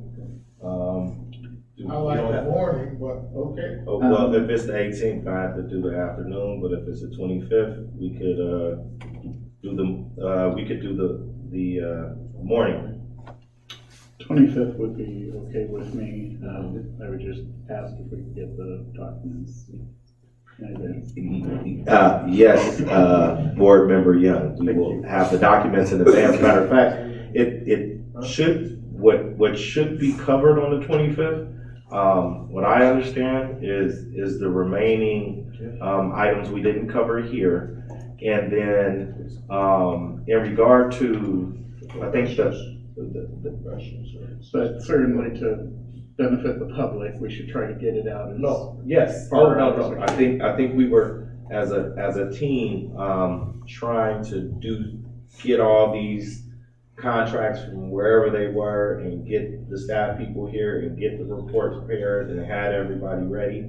However, for the 25th, which we're announcing now, we should have everything in advance, because all I understand we should be covering are the contracts that we have remaining in regard to contracts we may have reviewed this evening. But if there's an expectation of us to take action, they need to be on the regular, agenda, so we can contemplate, action on those items for the ones that need, that staff is recommending we take action on. So that hopefully will be ready by the 16th. That means it's gonna be a lot of work between today and Monday, but, we'll, at least we've had some previews. May I suggest something? The board members are normally used to getting their packets on the Friday afternoon. So we have the weekend, to review and discussion. Is there a problem doing that?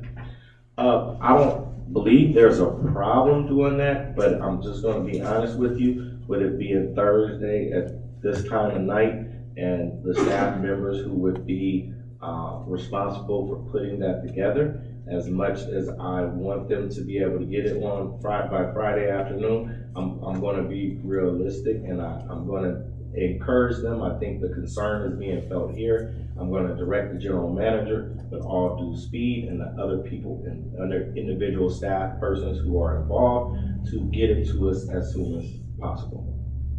It's Thursday night, we're at precedent 10 o'clock. I think what Dr. Young is saying is that typically we get it the Thursday, or it goes out like the Friday before the week.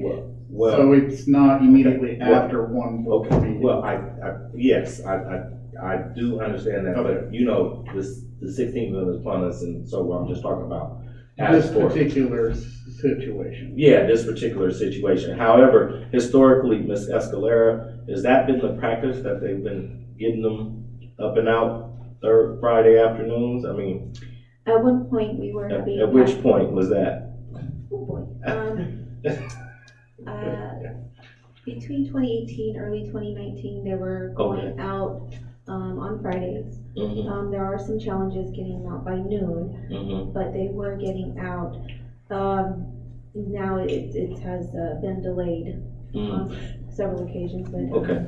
All right. And President Hawkins, if I may add, I mean, I work for the county, so I do board agenda items for the hospital, and you know, they give us a very hard drop dead date. If you don't have it by a certain time, it goes to the next agenda. That's just the way it is. They will not hold the agenda for one item, and you know, they really don't make exceptions. And the board of supervisors, you know, I actually asked Dr. Young, since he had served as one, they actually get the agenda the very next day after for the next agenda. So they get almost 2 weeks. I'm not suggesting we do that, but I'm I just do saying. want to remind the board that we do have a resolution that had been adopted for agenda setting. So I don't know if the board would like to revisit that resolution. Yes, I think we should revisit it, and I'm glad we're having an opportunity to revisit it now. Do you have a copy of that resolution? Oh, absolutely.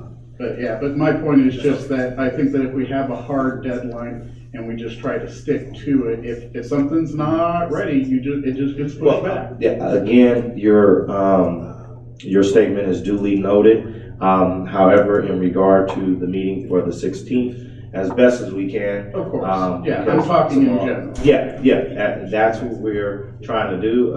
I want to let everyone know, we want not only the board members, but the public to be fully informed. This process is not going to be easy for everybody, unfortunately, as we figure out our new way of doing business. So please give us, do a little bit of patience while we clean up get our house in order. So thank you all very much. With that being said, do we have a motion for adjournment? Well, are we continuing the meeting to the 16th? So No. So the 16th will be a regular meeting. The 25th. Yeah. The 25th, yes. Oh, yeah, so we're not adjourning this meeting. We're just continuing it. There would be additional, personally, I'd like to recommend as a separate meeting, because there are some contracts that did not make this agenda. There were some contracts, there were a lot of contracts, so we couldn't get them all on this agenda. Okay, so well, hold on. So with that being said, I don't know if it's 6 in one hand or half a dozen in another, if there are I more. was just trying to be factually Yes. accurate. No problem. I didn't get that information before he provided it to me right now.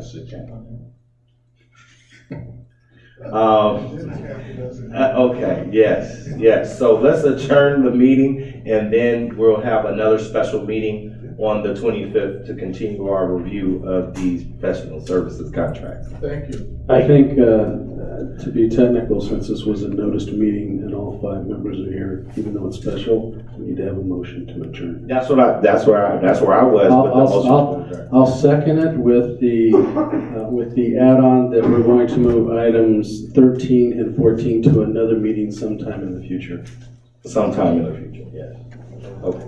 Hopefully, January. Oh, the 25th, yes, to the 25th. Yes. Okay.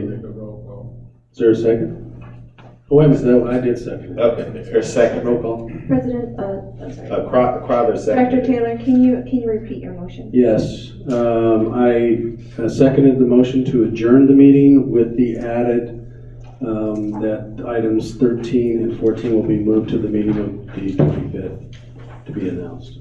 So you can only second the motion that he made, so that is a friendly amendment. That's a friendly amendment, how's that? And may I ask if 3, 4, and 5 are included in your motion? Yes.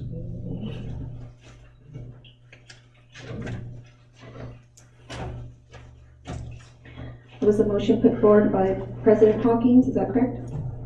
Yes. Second by Director Dr. Taylor, Right, with the friendly amendment. with an amendment to add 3, 4, and 5. The roll call is Dr. Taylor? Yes. Director Greg Young? Yes. Director Dr. Clifford Young? Yes. Vice President Kyle Crowther? Yes. President Channing Hawkins? Yes.